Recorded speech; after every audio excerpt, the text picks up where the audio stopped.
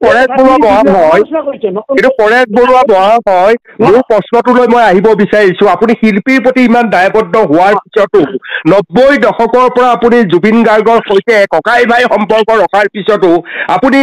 জুবিন গাৰ্গৰ ব্যক্তিত্বৰ কথা আপুনি জানে বুজে উপলব্ধি কৰে বুলি মই ভাবো কেনেকৈ ভাবিলে যে হতাশগ্ৰস্ত হ'ব পাৰে জুবিন কেনেকৈ ভাবিলে যে আত্মহত্যাৰ প্ৰৱণতা আহিব পাৰে জুবিনৰ গাত এই কথা অসমৰ মানুহে মানি লোৱা নাই ককাইদেউ অসমৰ মানুহে কেনেকৈ জানিব আলফাৰ মুখ্য সেনাধ্যক্ষ পৰেশ বৰুৱা ডাঙৰীয়াদেৱৰ লগত পিপুলছ টিভিৰ মুখ্য সম্পাদক অনুপম চক্ৰৱৰ্তী ডাঙৰীয়াদেৱে টেলিফোন যোগে বাৰ্তালাপ কৰা এটা দীঘলীয়া ভিডিঅ' আপোনালোকৰ কাৰণে লৈ আহিছোঁ পৰেশ বৰুৱা ডাঙৰীয়াদেৱক অনুপম চক্ৰৱৰ্তী ডাঙৰীয়াই কি সুধিলে আপোনালোকে এই গোটেই ভিডিঅ'টোৰ জৰিয়তে জানিবলৈ পাব আৰু যিসকলে পিপুলছ টিভি চোৱা নাই তেওঁলোকে চাবগে আৰু যিসকলে নাই চোৱা এই ভিডিঅ'টোৰ জৰিয়তে আপোনালোকে গম পাব তেওঁলোকৰ মাজত কি আলোচনা হ'ল এইকেইদিনা আমি সকলোৱে দেখুৱাই আছোঁ বিভিন্ন চেনেলত বিভিন্ন টেলিভিশ্যনত পৰেশ বৰুৱা ডাঙৰীয়াদেৱৰ টেলিফোন বাৰ্তা আৰু তেওঁ কি কৈছে আৰু এই ভিডিঅ'টোত কি ক'লে আপোনালোকে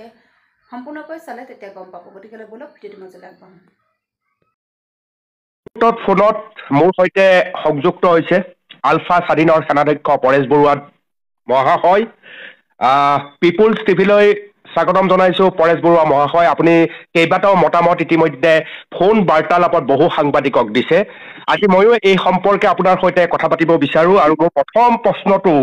যিটো বিষয় সমগ্ৰ অসমত এতিয়া সবাতোকৈ চৰ্চিত বিষয় হৈছে সেয়া হৈছে এটা শব্দ আত্মহত্যা পৰেশ বৰুৱা মহাশয় আমি সকলোৱে অসমৰ বেছিভাগ মানুহে জানো যে জুবিন গাৰ্গ হৈছে সাংঘাতিকভাৱে পজিটিভ এনাৰ্জি থকা এজন মানুহ সদায় আনক উৎসাহিত কৰি আহে সদায় আনক আগবাঢ়ি যাবৰ কাৰণে এটা মহৌষধৰ দৰে কাম কৰে জুবিন গাৰ্গে সেই জুবিন গাৰ্গৰ লগত আত্মহত্যা শব্দটো সংযোজন হ'ব লগা এটা পৰিৱেশ নাহে বুলিয়েই আমি প্ৰায় সকলোৱে বুজো উপলব্ধি কৰোঁ আপুনি কি পৰিৱেশ পৰিস্থিতিত জুবিন গাৰ্গৰ ক্ষেত্ৰত এই শব্দটো ব্যৱহাৰ কৰিলে মহাশয় প্ৰথম কথা এতিয়া আমাৰ মানে আপোনাৰ প্ৰশ্নটো উত্তৰ দিয়া আগতে আৰু কিছুমান মই কথা কৈ লাগিব সেইটো অনুষাংগিক নহয় প্ৰাসংগিক কথা কিছুমান কৈ ল'ব লাগিব তাৰপিছতে আপোনাৰ প্ৰশ্নটোলৈ আহিম আৰু এই যে জুবিনৰ যিটো বিতৰ্কিত মানে মৃত্যুৰ ওপৰত বিভিন্ন মন্তব্য কৰি আছে আমি এইবিলাক চাই আছিলোঁ প্ৰায় এমাহমান চাইছোঁ এমাহৰ পিছত মই ক'বলৈ বাধ্য হৈছোঁ বিভিন্ন ধৰণৰ আমালৈ প্ৰক্ষেপ কৰি বিশেষকৈ মোলৈ প্ৰক্ষেপ কৰিছিলে সংগঠনৰ মুৰব্বী যেতিয়া মোলৈ প্ৰক্ষেপ কৰাটো স্বাভাৱিক আৰু সেইকাৰণে মই ৰেছপণ্ড কৰি গৈ আছোঁ আৰু সেইকাৰণে কিছু কথা ক'ব লাগিব মই আগতে এই অতি সম্প্ৰতি মানে এইকেইদিন দেখিছোঁ যিধৰণে বিভিন্ন ধৰণৰ ফেচবুকে হওক অন্যান্য বিভিন্ন মাধ্যমত যিধৰণে প্ৰতিক্ৰিয়া প্ৰকাশ কৰিছে মই দিয়া বক্তব্যবিলাকৰ ওপৰত কিন্তু এইকাৰণে মই ক'বলৈ বিচাৰোঁ প্ৰথম আহোঁ নতুন প্ৰজন্মক কওঁ নতুন প্ৰজন্মক মই দুটামান কথা কৈ লওঁ ক'লেহে বুজিব মই কোনো শিল্পী বা গায়কৰ বিৰুদ্ধত নহয় মই কোনো শিল্পীৰ যেতিয়া দুৰ্দশা অৱস্থা হয় যেতিয়া শিল্পী পতিত হোৱা অৱস্থা দেখোঁ মই তাক সাহসেৰে মাত মাতোঁ হয়তো অসমৰ আমাৰ যিসকল উঠি অহা চামে সেইখিনি বুজিছে নাই নাজানো আমাৰ যিসকল সমাজত বয়োজ্যেষ্ঠ আছে বুদ্ধিজীৱী আছে শিক্ষিত চাম আছে বা অন্যান্য বিভিন্ন পেছাজীৱীৰ লগত জড়িত আছে তেখেতসকলে কিমান কি ধৰণে মাতিছে আৰু মই কি ধৰণে মাতিছিলোঁ আমাৰ নতুন প্ৰজন্মই কিন্তু জনাৰ প্ৰয়োজন আছে সেইকাৰণে মই কৈছোঁ আপোনাৰ মেইন প্ৰশ্নলৈ যোৱাৰ আগতে মই এইখিনি কথা কৈ ল'ব লাগিব কিয় কাৰণে আমাৰ নতুন প্ৰজন্মই জনা অতিকৈ প্ৰয়োজন আছে মই কৈছোঁ যে শিল্পীৰ বিৰুদ্ধে নহয় গায়কসকলৰ বিৰুদ্ধে নহয় আমাৰ সংস্কৃতি পথাৰখনৰ বিৰুদ্ধে নহয় সংস্কৃতিৰ পথাৰখনৰ মই কিন্তু যেতিয়া বিজতীয়া হ'বলৈ যায় বিভিন্ন ধৰণৰ কথাৰে মানে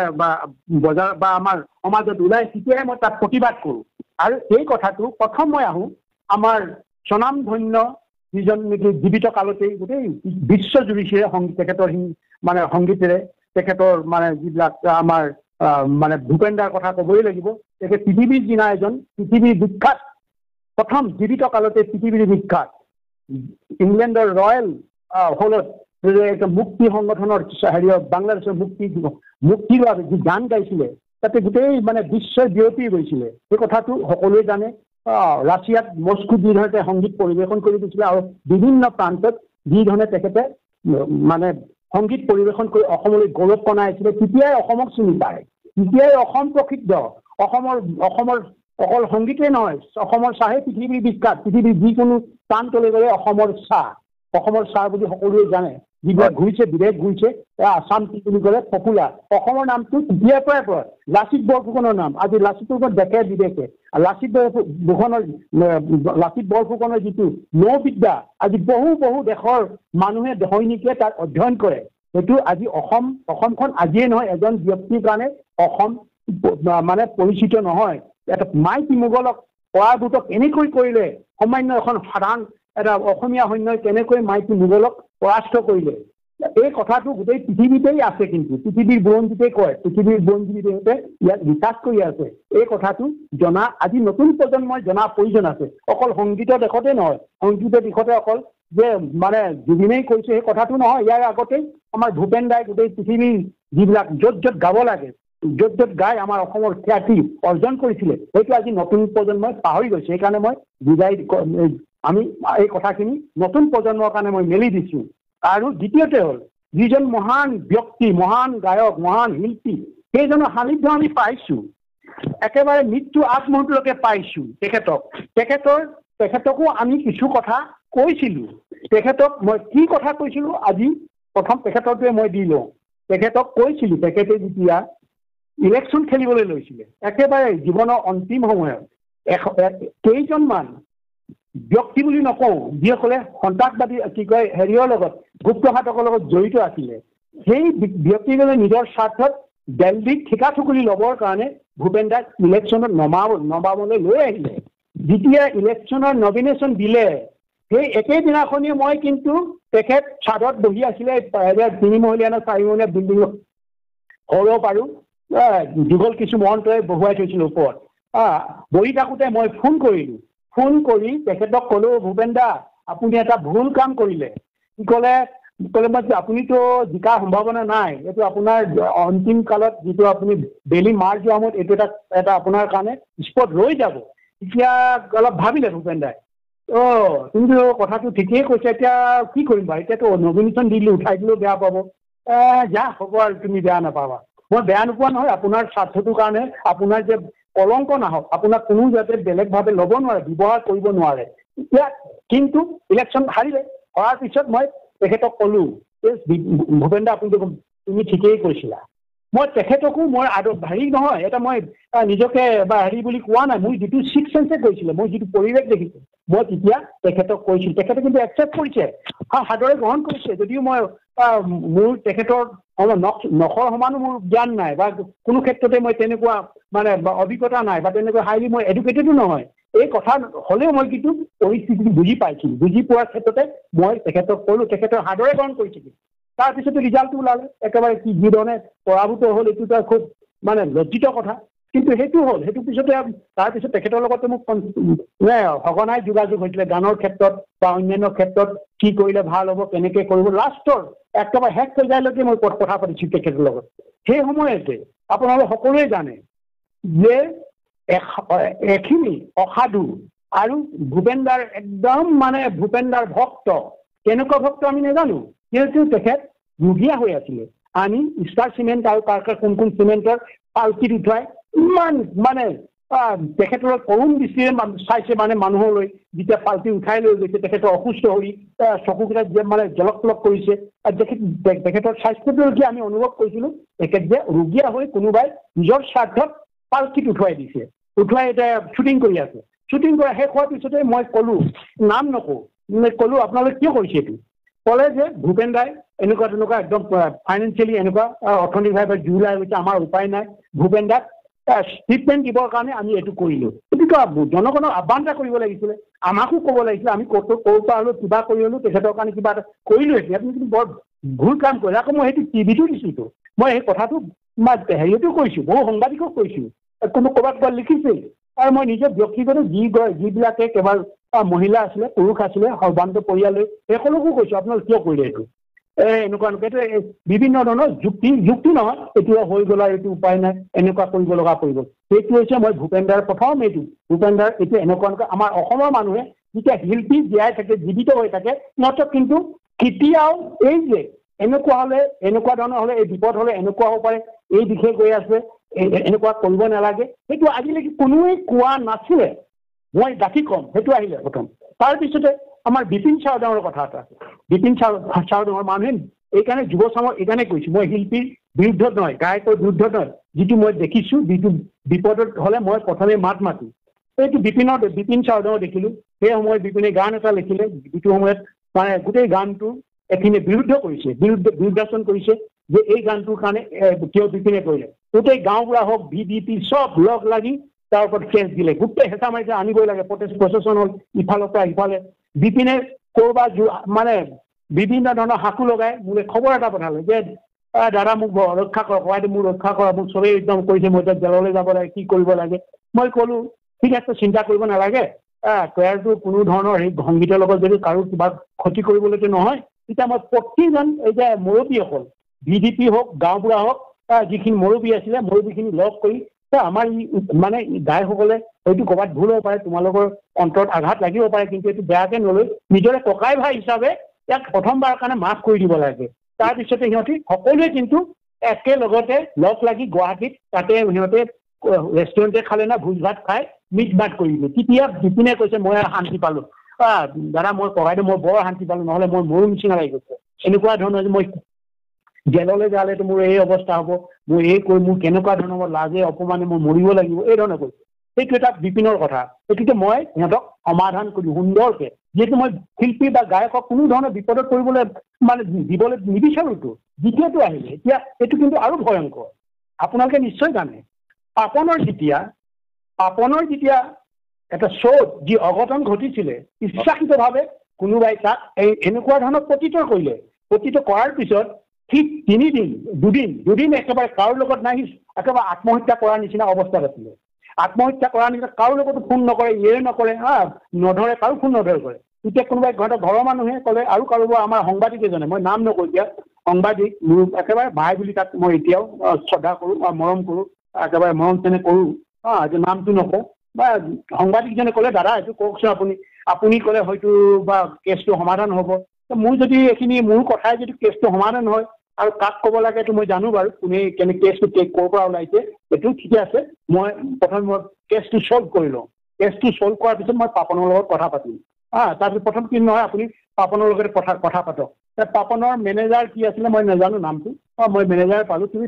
ক'ব দাদাই ফোন কৰিছোঁ কোৱা, ফোন কৰিছোঁ, নাই ফোন ধৰা অৱস্থাত নাই বোলে, একদম একেবাৰে কি কৰিব ক'ব পৰা নাই, তাৰ মাত বোল নাই, একেবাৰে গোটেই মমাহত হৈ গৈছে আৰু তুমি লাজে অপমানে থাকিব পৰা নাই কৈছোঁ। কৈছোঁ যে কিবা ঘটনাও ঘটাই দিব পাৰে, তেনেকৈ কৈছে মেনেজাৰটোৱে। তাৰপিছত কৈছে নহয় মোক দিয়া, তুমি মোৰ কথা কোৱা। তেতিয়া মই ফোনটো যেতিয়া পালোঁ, পাপন তুমি কিয় নাই দাদা মই মৰি যাওঁ লাগিছে, মই মৰি যাওঁ মই ধৈৰ্য ধৰা, মই এতিয়া ফোন কৰিছোঁ এটালৈ তোমাৰ কাৰণে, যিয়ে নেকি গোটেই হেৰিটো ক্ৰিয়েট কৰিছিলে, এই গোটেই পৰিস্থিতিটো ক্ৰিয়েট কৰিছিলে, আৰু এইটো তোমাক এনেকুৱা ধৰণৰ যে অপমানিত কৰিবলৈ বিচাৰিছে, উদ্দেশ্য বহুত আছে, মই বুজাই দিম তাক, আজিয়ে এই কেছটো উঠাই ল'ব আৰু এইটোৰ পৰা বিৰত এইটো নবজায় আৰু। মই লগে লগে ফোন কৰিলোঁ অনবলে, অনব এতিয়া জীয়াই আছে, মই অনবক ক'লোঁ অনব তুমি এইটো কৰিছা কেলে? দাদা নাই এইটো চুইচাইডো কৰিব পাৰে, অপমানিত যিভাৱে অপমানিত এইটো কৰিছে, এতিয়াই কৰা, এই মাত্ৰ কৰা বুলি। নাই মই এতিয়া কৰিছোৱেই, উইদিন আধা ঘণ্টাত গোটেইটো অফ কৰি দিলে। এই কথাবিলাক আজি সাধাৰণ যে পাপনৰ যে ভক্ত বুলি কয়, পাপনৰ ভক্ত এইবিলাক কথা জানি আজি ক'ব লগা পৰিছে, পাপন দিয়া আছে। অৰ্ণৱ গোস্বামী, মই কৈছোঁ এইটো কেছটো এতিয়া উঠাই লোৱা আৰু এতিয়া হেৰি কৰা, আৰু তুমি পাপনক হেৰি কৰা, এইবিলাকৰ পৰা ৰক্ষা কৰা মানে তুমি ক'ব লাগিব তুমি ভুল কৰিছা। লগে লগে কৰিছে অৰ্ণৱ গোস্বামী, দাদা মই এতিয়াই কৰি আছোঁ আপুনি চিন্তা নকৰিব, মই অৰ্ণৱক হৈ গ'ল। তেতিয়া মানে হেৰিয়ৰ পাপনৰ মুখলৈ হাঁহি আহিছে।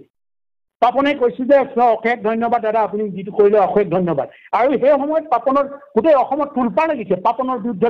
ৰিল বনাইছে, পাপনৰ বিৰুদ্ধে বিভিন্ন ধৰণৰ একদম মানে টেলিভিশ্যন চেনেলবিলাকে বজাই আছে। তাতে কোনোবাই আহিছিলে নেকি, কোনোবা এজন শিল্পীয়ে কৈছিলে নে এই হেৰিয়ত অনবক কৈছিলে নে? I was the first man who talked Arnab Goswami about that matters. এই কথাটো অসমৰ নতুন প্ৰজন্মই জানিবলৈ আছে, জুবিনৰ যেনেকৈ নতুন প্ৰজন্মই জানিবলৈ আছে, জুবিনৰ লগত আমাৰ কেনেকুৱা সম্বন্ধ আছিলে, কেনেকৈ আমি তাক ভাললৈ আনিব বিচাৰিছিলোঁ, আমাকতো আৰু কোনোবাই যদি কৈছিলে আমাক চেলেঞ্জ কৰক, আমিও এইটো কৈছোঁ নতুন প্ৰজন্ম। আজি নতুন প্ৰজন্মই বিভিন্ন ধৰণৰ প্ৰশ্ন কৰিছে, প্ৰশ্ন সুধিছে, এইকাৰণে পাপনৰ কথাটো মই ক'বলৈ বাধ্য হ'লোঁ। মানে আমাৰ মানে কি কয় বিপিনৰ কথাটো ক'বলৈ বাধ্য হ'লো, ভূপেন দাৰ কথাটো ক'বলৈ বাধ্য হ'লো। এই মই প্ৰথম সংগঠনৰ হৈ সংযুক্ত মুক্তি বাহিনী অসমৰ হৈ অসম স্বাধীন হৈ মই প্ৰথম কৈছো, আৰু এই কথাটো চিৰ সত্য। আজি দুটা মানুহ জীয়াই আছে, বিপিন জীয়াই আছে, তাৰপিছতে আৰু অন্যান্য ভূপেন দাৰ কথাটো যিসকলে এতিয়াও আঁঠিৰ ওচৰত ভৰি দিছে তেখেতসকলো জীয়াই আছে। মই যদি তেখেতসকলক কোৱা নাই, মই কৈছো পেপাৰত চাওক। তাৰপিছত বিপিনৰ কথাটো নিজে সোধক, মই যদি সিহঁতৰ সমস্যাটো সমাধান কৰিছো নাই। পাপনৰ কথা পাপনক সোধক, যদি পাপনে মিছা কথা ক'ব পাৰে তেতিয়া পাপন শিল্পীয়ে নহয়, গায়কে নহয়। যদি অৰ্ণৱে কয়, প্ৰকৃত যদি সাংবাদিক হয়, অৰ্ণৱে কেতিয়াও না বুলি ক'ব নোৱাৰে। মই প্ৰথম অৰ্ণৱক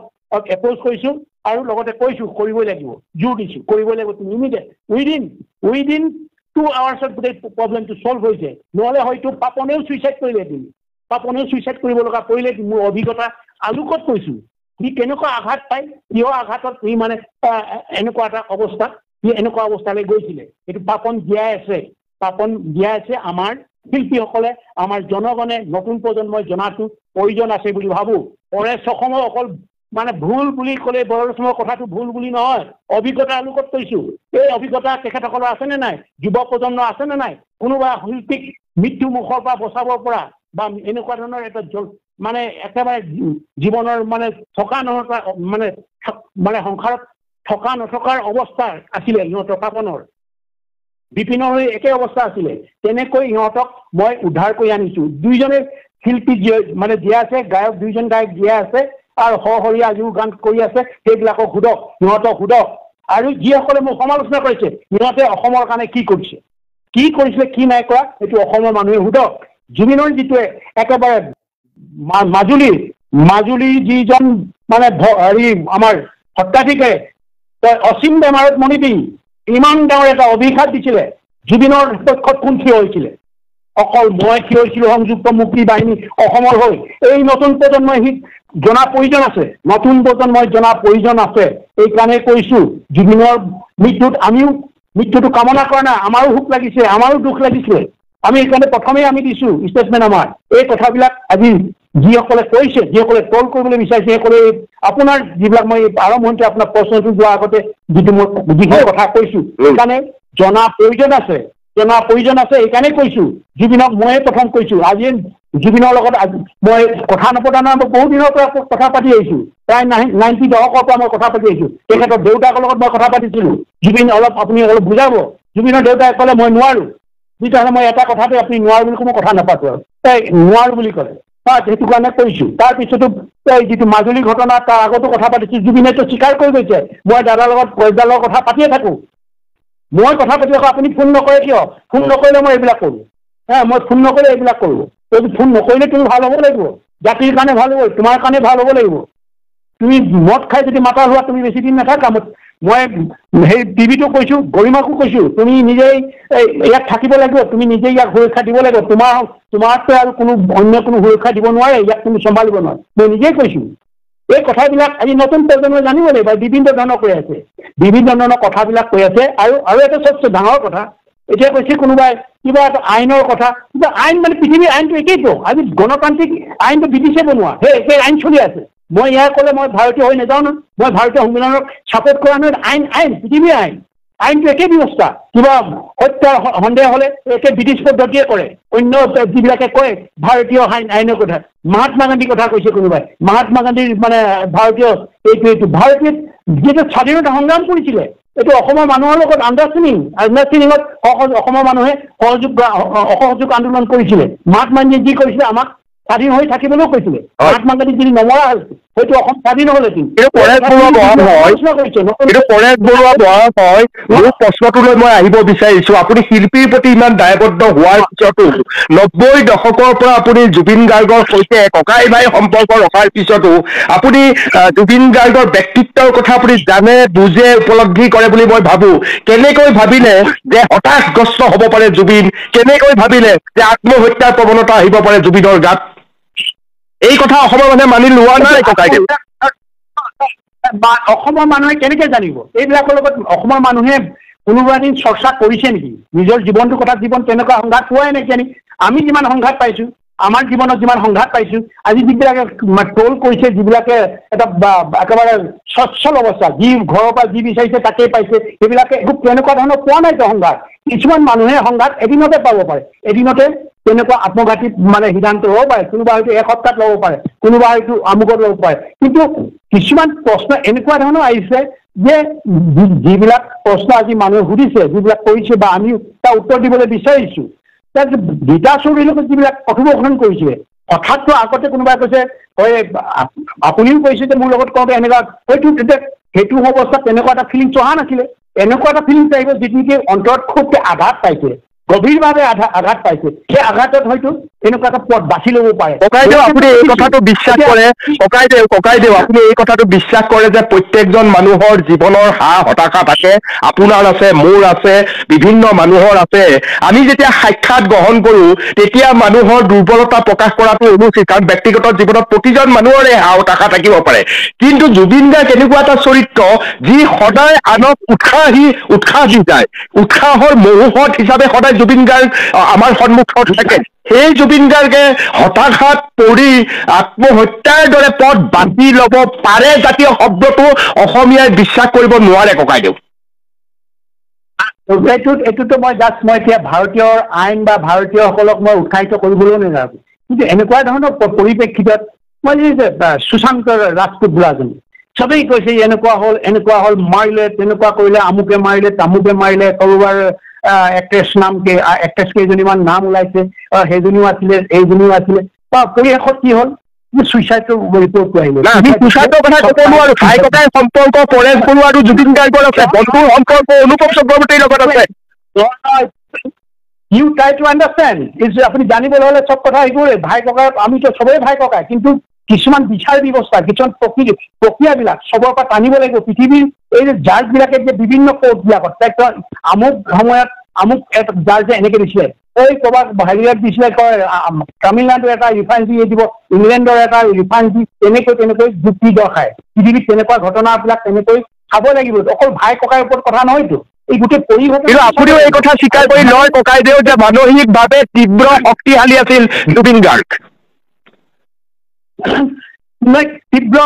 কেতিয়া শক্তি আছিলে কেতিয়া নাথাকিব পাৰে হঠাৎ দেখাই যায় মানুহৰ এটা তীব্ৰ শক্তিশালী পজিশ্যনত আছে বা এনেকুৱা যুক্তিটো আমিতো ক'ব নোৱাৰো এনে কথোপকথনতো মানে এইবিলাক নোলাব পাৰেতো কেতিয়াবা যিবিলাক প্ৰশ্ন উত্তৰ দিওঁতে যিবিলাক সেইটো চিকুৱেঞ্চটো মিলাই সেইবিলাক নোলাবও পাৰে কিন্তু যিটো সময়ত হয়তো আপোনাৰ লগত যি সময় দিছে সেইখিনি আপুনি যিটো মানে উৎফুল্লিত কৰি যিবিলাক কথা সুধিছে কিন্তু সেই তাত নোলাবও পাৰেতো আপুনি তেনেকুৱা বেদনাৰ কথা সুধিছে নেকি অন্য কথা সোধা নাইতো আপুনি যি ধৰণে কৈছে সেইটো টুদা পইণ্টত দি একদম উৎসাহিত কৰিছে নিজৰ এই কথাটো কৈছে কিন্তু ৰীতা চৌধুৰীয়ে যিভাৱে কৈছে মই অকলশৰীয়া এই কথাটো বেছিদিন নহয়তো আপোনাৰ যিটো ইণ্টাৰভিউ আছিলে বহু কেইমাহমানৰ আগতে হৈছিলে কিন্তু ৰীতা চৌধুৰীৰ ঘটনাটো একেবাৰে সিদিনা তেতিয়া কিছু মই অকলশৰীয়া আজিকালি মই অকলশৰীয়া এনেকুৱা কথা কৈছোতো এই কথাটোৰ পৰাতো কিছুমান কথা আহেতো কিছুমান কথা আহিবও পাৰে নাহিব পাৰে কিন্তু আমিতো বহু বস্তুটো কিছুমান দেখিছোঁ হয়তো আহিবও পাৰে আমি চেঞ্চত কৈছোতো পাৰ্চেপশ্যন ভিত্তিত কৈছোঁ মই এতিয়া ডাঠেই কৈছোঁ নেকি কৰিবও পাৰে এইটো এটা থাকিবও পাৰে এই এংগলটো আহিবও পাৰে মানুহে যেনেকৈ কৈছে কোনোবা হত্যা হ'বও পাৰে হত্যা কৰিছে বুলি কোনোবা কৈছে পিছত আকৌ উল্টাই দিছে যে এইটো হত্যা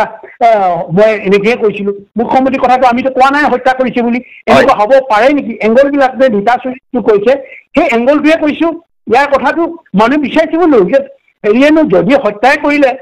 ছিংগাপুৰে যিসকল আহিছে প্ৰবাসীক হেৰি ল'লে কি কয় বা সাক্ষী ল'লে সিহঁতৰ ভাষ্য ল'লে যদি ইয়াত কিবা বা ফাউল প্লে কৰিছিলে ব্যক্তিগতভাৱে তাকতো নিশ্চয় সিহঁতক যাব নিদিলেহেঁতেন সিহঁতি যদি জড়িত থাকিলেহেঁতেন সিহঁতি যদি প্ৰত্যক্ষদৰ্শী হ'লহেঁতেন বা আছিলে কিন্তু সিহঁতি যদি দেখিছিলে ঘটনাটো ইয়াৰ কাৰণে হ'ল শেখৰ কাৰণে হ'ল আমুকৰ কাৰণে হ'ল এই কিবা বা অমিত প্ৰভাৰ কাৰণে হ'ল আমুকৰ কাৰণে হ'ল এতিয়া ক'লেহেঁতেনতো এইবিলাক ক'লেহেঁতেন কোৱাৰ এইটোতো সিহঁতে দিলেহেঁতেন ইহঁতৰ কাৰণে কৰিলে এইটো কাৰণে এনেকুৱা হ'ল আৰু এতিয়া কিছুমান বস্তু আছে কিছুমান বিষয় আছে তো আমি তন্নতলৈকে চাব যিহেতু ভাৰতীয় আইন বুলি কথা নাই চব আইনেই চাবতো ছিংগাপুৰ আইনেও চাব ভাৰতীয় আইনেও ইংলেণ্ডৰ আইনেও আমেৰিকা আইনেও একে ব্যৱস্থাই ল'বতো একেবাৰে তন্ন কৰি ল'ব ইয়াতে সময় লাগিব এই কথাটোৱে কৈছোঁ এইটো ভাৰতীয় আইনক কোনোবাই মই ছাপোৰ্ট কৰিছোঁ বুলি কোনোবাই কৈ আছে ভুল কৰিছে হয়তো আপোনালোকেও ক'ব পাৰে যে মই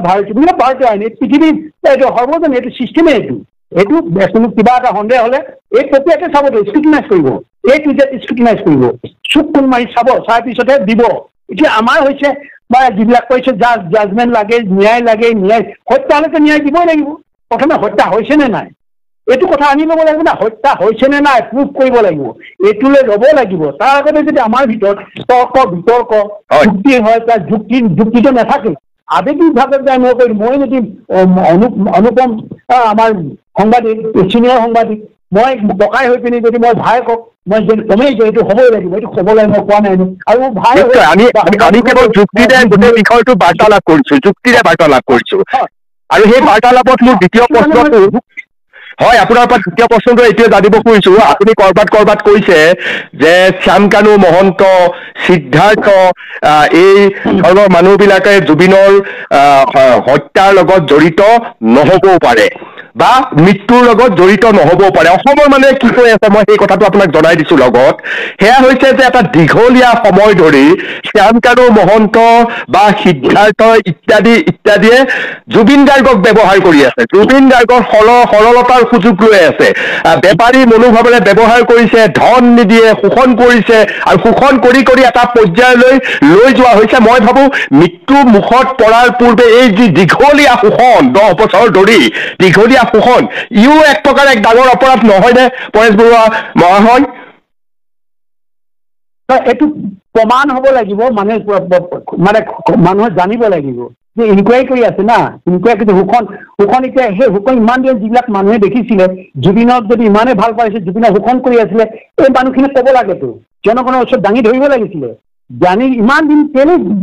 আমি কৈছোঁ না আমাৰ মৃত্যুৰ পিছতে হয়তো ভূপেন দাই যেতিয়া পালকিত উঠুৱাইছিলে এইখিনি মানুহ শোষণ নিজৰ স্বাৰ্থতে উঠুৱাইছিলেতো নিজৰ স্বাৰ্থতে মাল্টিনেশ্যনেল কোম্পানীবিলাকৰ লগত চিমেণ্ট কোম্পানীৰ লগত এই যে পালকিত উঠাইছিলে মুমুখ অৱস্থাত উঠাইছিলে সেইটোতো আপুনি নাহে কেলে মই কেলে দিছোঁ উদাহৰণটো কেলে দিছোঁ এই কথাখিনি আপোনালোকে জানি লওক মই কেলে কৈছোঁ কথাবিলাক নতুন প্ৰজন্মই নেজানে কেলে নতুন প্ৰজন্মই জানিব লাগিব নেজানিলে সিহঁতে আমাক গালি ভুল কৰি থাকিব আমুকে এনেকৈ কৈছে তামুকে এনেকৈ কৈছে এনেকুৱা ধৰণৰ এক পক্ষ হৈছে মই পলিটিক্স নহয়তো মই পলিটিক্স নকৰোঁ পলিটিক্স কৰাৰ প্ৰয়োজন নাই মই পলিটিকেল লিডাৰৰ পৰা মোক প্ৰয়োজন নাই সাহায্য নালাগে মোক আমি নিজেই নিজৰ ভৰিত থাকিব পৰা ক্ষমতা আছে আলফা আই নিজৰ ভৰিত থিয় হৈ মানে থাকিব পৰা ক্ষমতা আছে নিজৰ ঘামেৰে খেতি কৰি ল'ৰাই ভাত খাব পাৰিছে নিজৰ ঘামে নিজে শাক পাচলি কৰি মানে ইহঁতৰ ফল মূল নিজেই মানে উৎপন্ন কৰিব পাৰিছে আমি নিজেই পাৰোঁ চব নিজেই কৰিছোঁ আমি এই কথাটো কিছুমানে বিভিন্ন ধৰণৰ প্ৰকাৰে চুৰ কৰি থকাৰ কাৰণে আজি ক'ব লগা পৰিছেতো আৰু বাস্তৱতা হ'ব লাগিব যুক্তিবাদী হ'ব লাগিব এইবিলাক যদি চাইছে কেলে আজি SIT ওলাইছে কিবা আছে ইয়াক এইটো নাম দিলে চবতে আছে বেলেগ নামেৰে এইবোৰ ইনকুৱাৰী কৰে এনেকুৱা এটা ইনকুৱাৰী কৰিছে কৰাতে মাতি আছে চবকে মাতিব কাৰ লগত জানি ল'ব লাগিব চবকে আনি কিয় মাতিছে কিয় দীঘলীয়া সন্দেহটো আহি গৈছেতো কেনেকৈ কি হ'ব ক'ৰ পৰা আহিছে মানুহক লাগে ন্যায় বুলি কৈছে ন্যায়টো এনেই দিব পাৰিব নেকি কোনোবা এটা জাজমেণ্টে এনেই জাজে এনেইতো ন্যায় এটা দিব নোৱাৰেতো এইটো ব্ৰিটিছত হ'লেও একেটাই কৰিব একেটা পদ্ধতিয়ে ল'ব যে আমেৰিকাত হ'লেও একেটা পদ্ধতিয়ে ল'ব ছিংগাপুৰত হ'লেও একেটা পদ্ধতিয়ে ল'ব এই কথাটোৱে মই ক'ব গৈছোঁ যে ন্যায়টো দিব না ন্যায় মানে কিহৰ ন্যায় হত্যা ন্যায় এতিয়া মানুহে বিচাৰে হত্যাটো আমাক প্ৰুফ কৰি দিব লাগিব না হত্যাৰ কথা কোনে কৰিব যি ইনকুৱাৰী কৰি আছে এইটো ভাৰতীয় নালাগে ছিংগাপুৰ নালাগে যিয়েই নকওক লাগে এটা বিভাগে কৰিছেতো এখন দেশে কৰিছে এই ভাৰত এখন দেশ হ'লেও উপনিবেশ দেশ হ'লেও আমি সেইটো দেশে কৰিছে সেইটো সিহঁতৰ আইনে কৰিছে কৰাটো যেতিয়া আহক সেইটো প্ৰুফ কৰি দিব লাগিব না স্ক্ৰুটিনাইজ কৰি আপুনি এইটো কথাও চাগে মানি লয় যে জুবিন গাৰ্গৰ মৃত্যুৰ যিটো কাৰণ সেই কাৰণটো উদঘাটন হ'ব লাগে কি কাৰণে জুবিন গাৰ্গৰ মৃত্যু হ'ল এতিয়ালৈকে সেইটো উদঘাটন হোৱা নাই এইটোৰ ওপৰতে কৈছোঁতো এইটো আমি ৰহস্য বুলি কৈছোঁতো ৰহস্য বুলি ক'লে মানে মানুহ হত্যা কৰিছে এই ৰহস্যটো এনেকুৱা হত্যা বুলি এইখিনিয়ে কৈছে এনেকৈ কোনোবা মাৰিব পাৰে বিষ খুৱাই মাৰিব পাৰে টি খুৱাই মাৰিব পাৰে এনেকুৱা ধৰণৰ কথা ওলায় তাৰ বিপৰীতে বস্তু এইটো কাৰণে এইটো হ'ব পাৰে নেকি ফাৰ্ষ্ট কুৱেশ্যনবিলাক আছে এনেকুৱা হৈছে কিবা কিবি বা টেলিফোনত ওলাইছে টেলিফোনটো এতিয়া কমিউনিকেশ্যন কৰা নাই টেলিফোন পাব্লিক কনজাম্পশ্যনৰ কাৰণেতো টেলিফোনটো এৰি দিয়া নাইতো বা যিমানখিনি যি হৈ আছে এতিয়া গোটেইখিনি বস্তু যেতিয়া ওলাব তেতিয়া হয়তো ক'ৰবাত ওলাবও পাৰে নোলাব বুলি কোনো ক'ব নাই মোৰটোতে মই ৰাইট বুলি কৈছোঁ মোৰটো নহয় অন্য এটা হ'ব পাৰে হত্যাটো ওলাব তেতিয়াহে ন্যায়টো ওলাব এইকেইটা প্ৰুফ কৰিব লাগিব কি হৈছে কি হোৱা নাই আৰু এইটো আমি আমাৰ পাৰচেপশ্যন ভিত্তিৰ পৰা কৈছো কি কাৰণে কৈছো এইটো কাৰণে হ'ব পাৰে নেকি ৰহস্য শব্দটো আৰু হত্যা শব্দটো ৰহস্যৰ পৰা ওলাইছেতো ৰহস্য শব্দটো কিয় পৰা নাই কোনোবাই কৈছে হত্যা হৈছে কোনোবাই পানীত হেৰি হৈছে ড্ৰাউনিং হৈ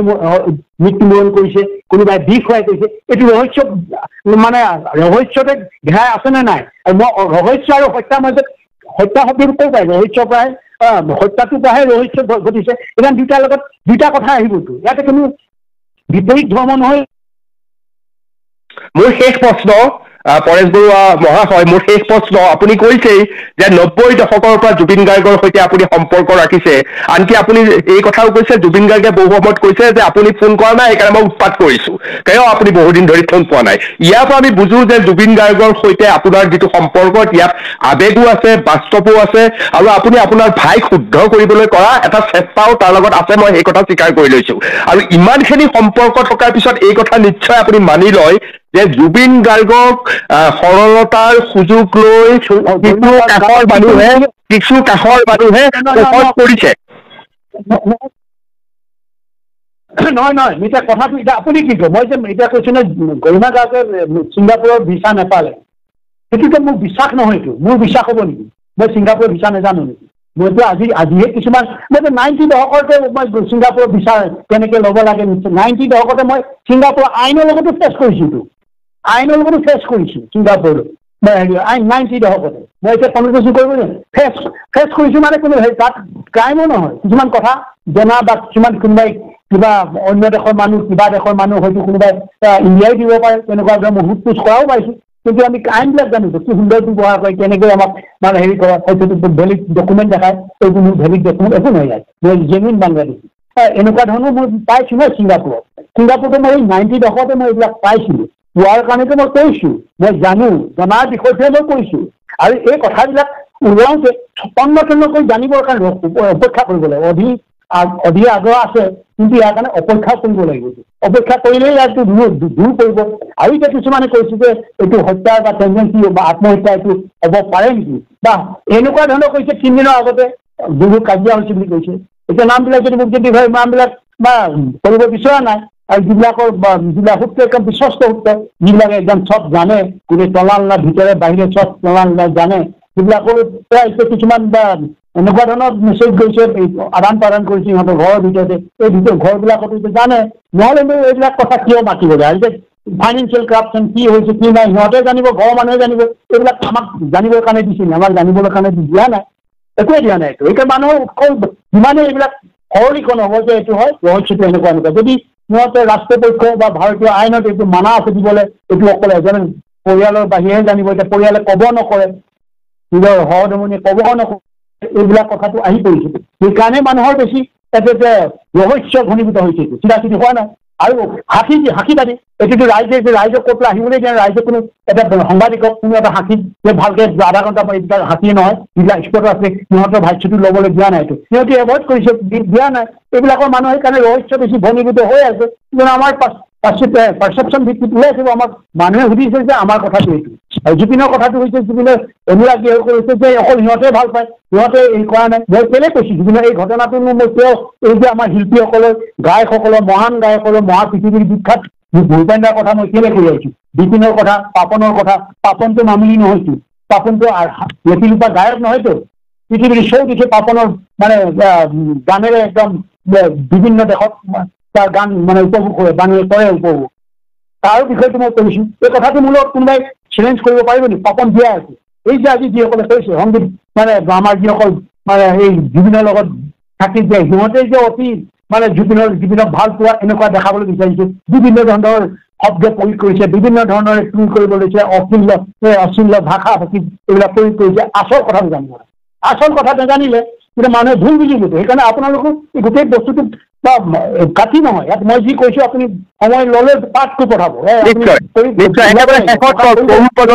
কি আহ্বান জনাই নিশ্চয় অসম্পাদিত ৰূপত আপোনাৰ এই কথা মই প্ৰকাশ কৰিম শেষত একেবাৰে শেষ বাক্য নতুন প্ৰজন্মক কি আহ্বান জনাই নতুন প্ৰজন্মই এইকাৰণে কৈছো নতুন প্ৰজন্মই মই এটা মই এইটো অকল আহ্বানে নহয় মই ক'ব লাগিব নতুন প্ৰজন্মই এইকাৰণে কৈছো আমাৰ সংযুক্ত মুক্তি বাহিনী অসম আছিল আগতে অসম যেতিয়া ডিফাং হৈছে তাৰ আগতেই আমাৰ সংযুক্ত মুক্তি বাহিনী অসম স্বাধীন জন্ম হৈছে এই গোটেই প্ৰক্ৰিয়াটোত জড়িত থকা কিমানসকল অগ্ৰগামী মানে যিসকলে এই মানে আৰম্ভণিতে জড়িত আছিলে আৰু তাৰ পৰৱৰ্তী যিসকল আমাৰ সদস্য বিষয়া জড়িত হৈছিলে সিহঁতৰ এটা বনাঢ্য এটা মানে কি কয় জীৱন কাহিনী আছে মেক্সিমাম মানে এই আমাৰ যিসকল অগ্ৰজ আছিলে আমি আছিলো সেইসকলৰ কিন্তু এটা আমাৰ নতুন প্ৰজন্মই জনা প্ৰয়োজন আছে এইসকল মানুহক আপোনালোকে আলফা বুলি কাকো গালি পাৰিব নোৱাৰে আলফাৰ অৱদানৰ কাৰণে সেই যিসকল মানে 70 দশকত যিটো আন্দোলন হৈছিল পুৰাণাগাৰ হৈছিলে মানে ভাষা আন্দোলন হৈছিলে বা মাধ্যম আন্দোলন হৈছিলে এইবিলাকত জেলত গৈ CRPৰ মাৰ খাই গুৰুলাগুল হৈ আহিছিলে আমি নিজে হৈ আহিছিলো 70 দশকৰ পৰা তাৰ আগৰ পৰা আছিলো তাৰপিছতে শোধনাগাৰ আন্দোলনৰ কাৰণে কেনেকুৱা সংগ্ৰাম কৰিছিলো এই সংগ্ৰামতে শোধনাগাৰ আজি যি মানে শোধনাগাৰ আহিলে কিবা কিবি আহিলে বহু কিবা কিবি চব সংগ্ৰাম কৰি আহিছিলো আমাৰ সংযুক্ত মুক্তি বাহিনী সদস্যসকল তেওঁলোকৰ আছু আছিলে তাৰপিছতে গণসংগ্ৰাম কি কয় আৰু কি হয় আছুৰ লগত পিছতে আৰু ডাঙৰ বিদেশী আন্দোলন তাতো এইবিলাকৰ লগতো আমি ওতঃপ্ৰোতভাৱে একেবাৰে ঘাম পেলাইছো আছুৰ মানে যিটো উদ্দেশ্যত উপনীত হোৱাৰ কাৰণে আমিতো আলফা একেবাৰে ভেংগাৰ্ড অন্তত আছিলো এই কথাটো নতুন প্ৰজন্মই যায় তাৰপিছতে চুক্তি হোৱাৰ পিছতো কিমান কি আহিলে এই হেৰিয়াৰ নুমলীগড় ৰিফাইনেৰী কিবা কিবি এইবিলাকে চাকৰি ক'ৰ পৰা পালে আৰু অন্যান্য যিবিলাক সেই চুক্তি অনুযায়ী পাই আহিছিলে অকল বিদেশীখিনি খেলাব পৰা নাছিল ইকনমি পেকিং ইয়াত ইণ্ডাষ্ট্ৰী কিবা কিবি সকলোকে এই আন্দোলনৰ ফচল আজি নতুন প্ৰজন্মই বিভিন্ন ধৰণৰ প্ৰশ্ন কৰিছে আলফাই কি কৰিলে আলফাই দি গৈছে বহুত আলফাই দি গৈছে আৰু শেহতীয়াকৈ কওঁ আজি নতুন প্ৰজন্মই আমাৰ এই কণমানি আমাৰ ছোৱালী এগৰাকীয়ে হয়তো হাইলি এডুকেটেড টেলেণ্টেড তাই খুব ছুটি মধুৰ কিছুমান মোলৈ প্ৰশ্ন কৰিছে ভালকৈ বিপ্লৱী সম্বোধনো জনাইছে তাইক মই কওঁ আমি কি কৰিছো আলফাই সিদিনা আগৰখিনিতো কৈ গলো কি হ'ল কেনেকৈ আমি আলফা নেতাসকলে কি ধৰণে আমি মানে এতিয়া নতুন এটা কথা কওঁ নতুন এই আমি যিগৰাকী কণমানি আমাৰ অতি প্ৰায় 16-17 বছৰ হ'ব তাই খুব সুন্দৰ মানে বা এটা ৰিল কৰিছিলে বা এটা মানে মোলৈ প্ৰশ্ন কৰিছিলে তাইক মই জনাব বিচাৰিছো খুব মৰমেৰে জনাওঁ খুব স্নেহে জনাবলৈ বিচাৰিছো যে এই অতি সম্প্ৰতি আমাৰ নতুন প্ৰজন্মৰ কাৰণে যিটো টাটা ছেমি কণ্ডাক্টৰ যিটো প্ৰজেক্ট আহি আছে সেই প্ৰজেক্টটো কিন্তু মোটেই প্ৰথম আমাৰ সংযুক্ত মুক্তি বাহিনী অসম স্বাধীন হৈ টাটা যিসকল মানে এক্সিকিউটিভ জড়িত আছে এই প্ৰজেক্টটোৰ লগত মোটেই কৈছো যে সংযুক্ত মুক্তি বাহিনী আমাক ক্লিয়াৰেঞ্চটো লাগিব তেতিয়া আমি ইয়াতে মানে এইটো টাটা ছেমি কণ্ডাক্টৰ আমি ইয়াতে ইষ্টাব্লিছ কৰিম তেতিয়া মই কৈছো আমাৰতো সদায় গ্ৰীণ চিগনেল কাৰণ টাটাৰ লগত আগতে আছিলো আমি অসমৰ যুৱক যুৱতীৰ কাৰণে যিমানখিনি লাগে যিখিনি ইণ্ডাষ্ট্ৰী আহিব সংস্থাপন হ'ব সেইবিলাকৰ আমি কেতিয়াও বাধা নিদিওঁ তাত কোনো ধৰণৰ আমি কুটাঘাত নকৰোঁ আৰু বৰঞ্চ হাঁহি মুখে আগুৱাই নিব পাৰিব এই কথাটো মিছা নহয় সত্য ঘটনা কৈছো মই উইটনেছ আছে উইটনেছে এইকাৰণে দিব বিচৰা নাই হয়তো পৰৱৰ্তীত এইটো এটা বুমেৰাং হ'ব পাৰে সেইকাৰণে মই এই কথাটো আমাৰ এই আইগৰাকী কণমানি প্ৰায় 16-17 বছৰীয়া তাই যি ৰিল কৰিছিলে সেই ৰিলটো উত্তৰ আলফাই কি কৰিছিলে এইটো মোৰ ব্যক্তিগত নহয় মই আলফা সংগঠনৰ হৈ প্ৰতিনিধি হৈ কৈছো মই পৰেশ বৰুৱা ব্যক্তিগত নহয় মই এটা সংগঠন এটা জাতিৰ কাৰণে এটা জাতিৰ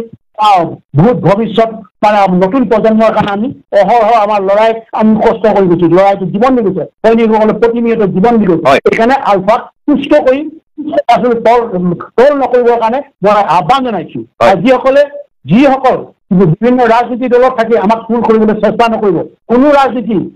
ৰাইট ফ্ৰম দ্য হিতেশ্বৰ শইকীয়াৰ পৰা হিমন্ত বিশ্ব শৰ্মাই আমাক কোনো কিনিব নোৱাৰে আৰু কাৰো ঘামৰ কাম সিহঁতে ঘাম কৰে ৰাজনীতি ঘামেৰে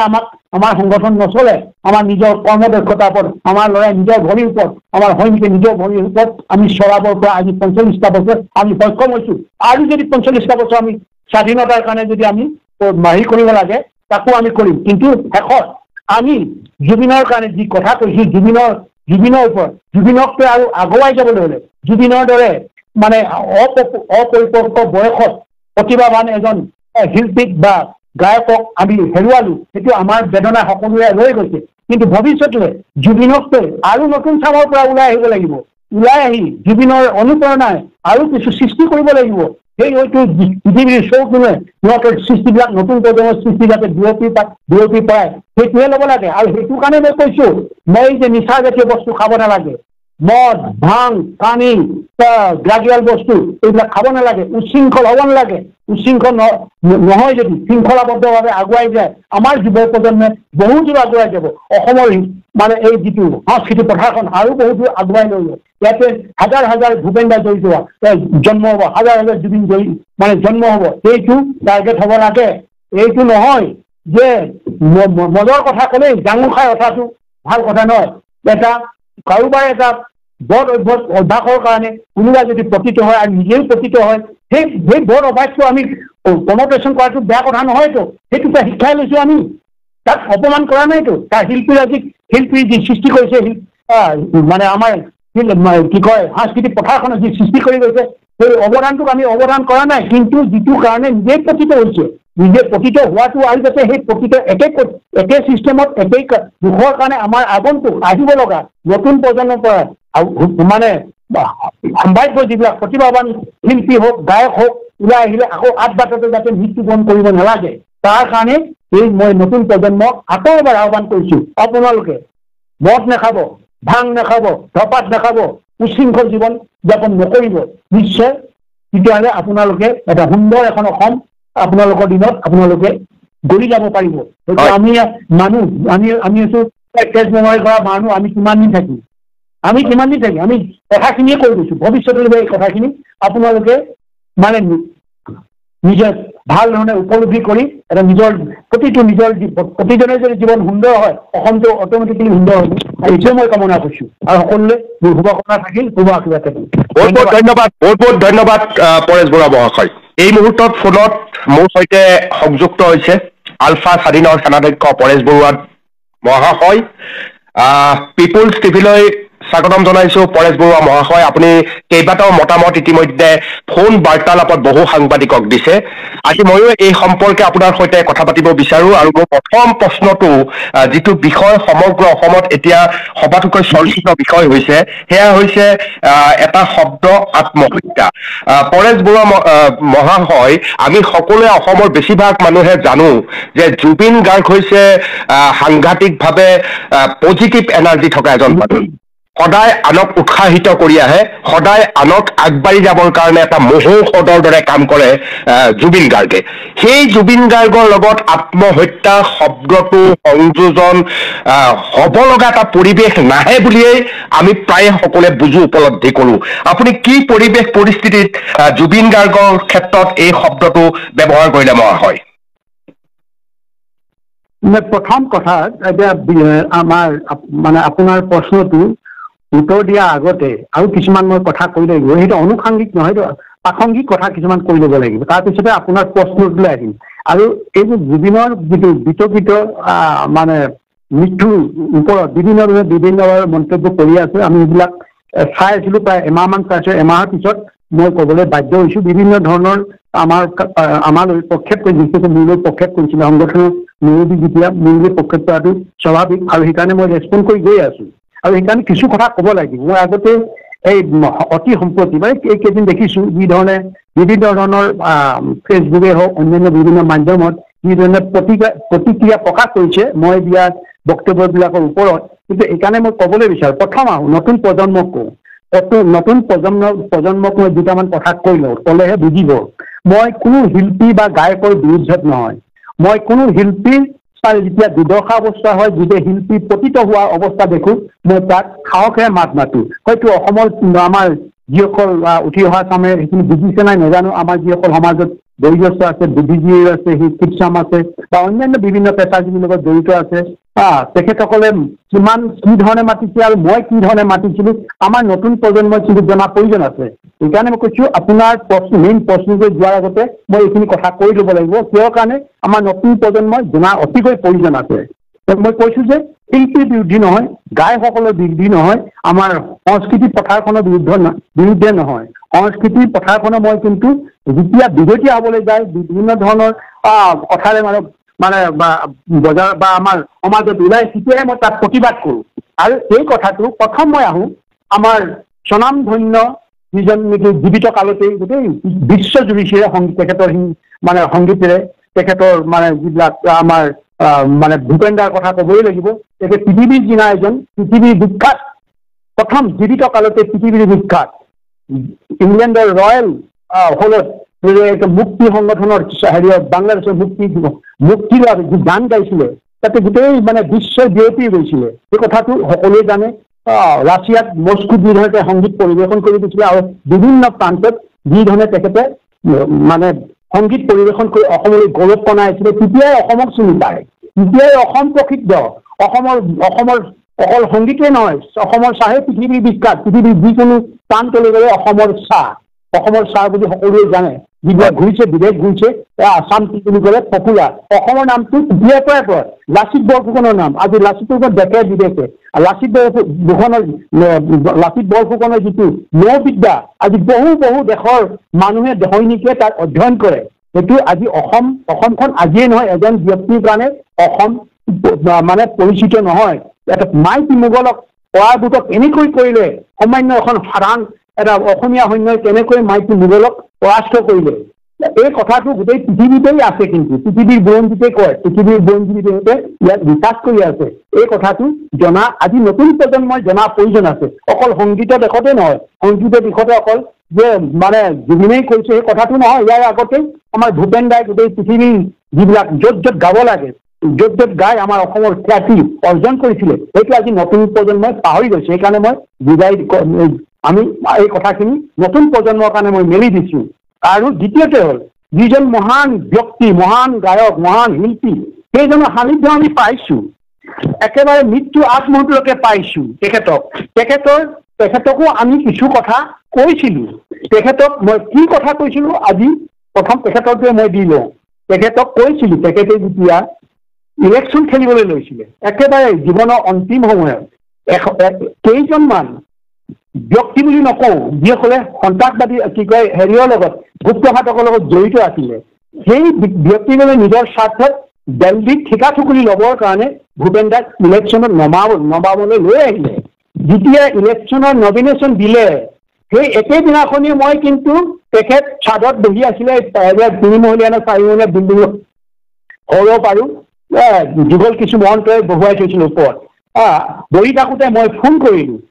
কৰি তেখেতক ক'লো ভূপেন দা আপুনি এটা ভুল কাম কৰিলে কি ক'লে আপুনিতো জিকাৰ সম্ভাৱনা নাই এইটো আপোনাৰ অন্তিম কালত যিটো আপুনি বেলি মাৰ দিয়া সময়ত এইটো এটা আপোনাৰ কাৰণে স্পট ৰৈ যাব এতিয়া অলপ ভাবিলে ভূপেন দাই কিন্তু কথাটো ঠিকেই কৈছে এতিয়া কি কৰিম বাৰু এতিয়াতো নমিনেশ্যন দিলে উঠাই দিলেও বেয়া পাব যা হ'ব আৰু তুমি বেয়া নাপাবা মই বেয়া নোপোৱা নহয় আপোনাৰ স্বাৰ্থটোৰ কাৰণে আপোনাৰ যে কলংক নাহক আপোনাক কোনো যাতে বেলেগভাৱে ল'ব নোৱাৰে ব্যৱহাৰ কৰিব নোৱাৰে এতিয়া কিন্তু ইলেকশ্যন হাৰিলে হোৱাৰ পিছত মই তেখেতক ক'লোঁ ভূপেন দা আপুনি তুমি ঠিকেই কৈছিলা মই তেখেতকো মই হেৰি নহয় এটা মই নিজকে বা হেৰি বুলি কোৱা নাই মই যিটো ছিক্স চেন্সে কৈছিলে মই যিটো পৰিৱেশ দেখিছোঁ মই তেতিয়া তেখেতক কৈছিলোঁ তেখেতে কিন্তু একচেপ্ট কৰিছে সাদৰে গ্ৰহণ কৰিছে যদিও মই মোৰ তেখেতৰ নখৰ সমানো মোৰ জ্ঞান নাই বা কোনো ক্ষেত্ৰতে মই তেনেকুৱা মানে অভিজ্ঞতা নাই বা তেনেকুৱা হাইলি মই এডুকেটেডো নহয় এই কথা হ'লেও মই কিন্তু পৰিস্থিতিটো বুজি পাইছিলোঁ বুজি পোৱাৰ ক্ষেত্ৰতে মই তেখেতক ক'লোঁ তেখেতৰ সাদৰে গ্ৰহণ কৰিছিলোঁ তাৰপিছতে ৰিজাল্টটো ওলালে একেবাৰে কি যিধৰণে পৰাভূত হ'ল এইটো এটা খুব মানে লজ্জিত কথা কিন্তু সেইটো হ'ল সেইটো পিছতে তাৰপিছত তেখেতৰ লগতে মোক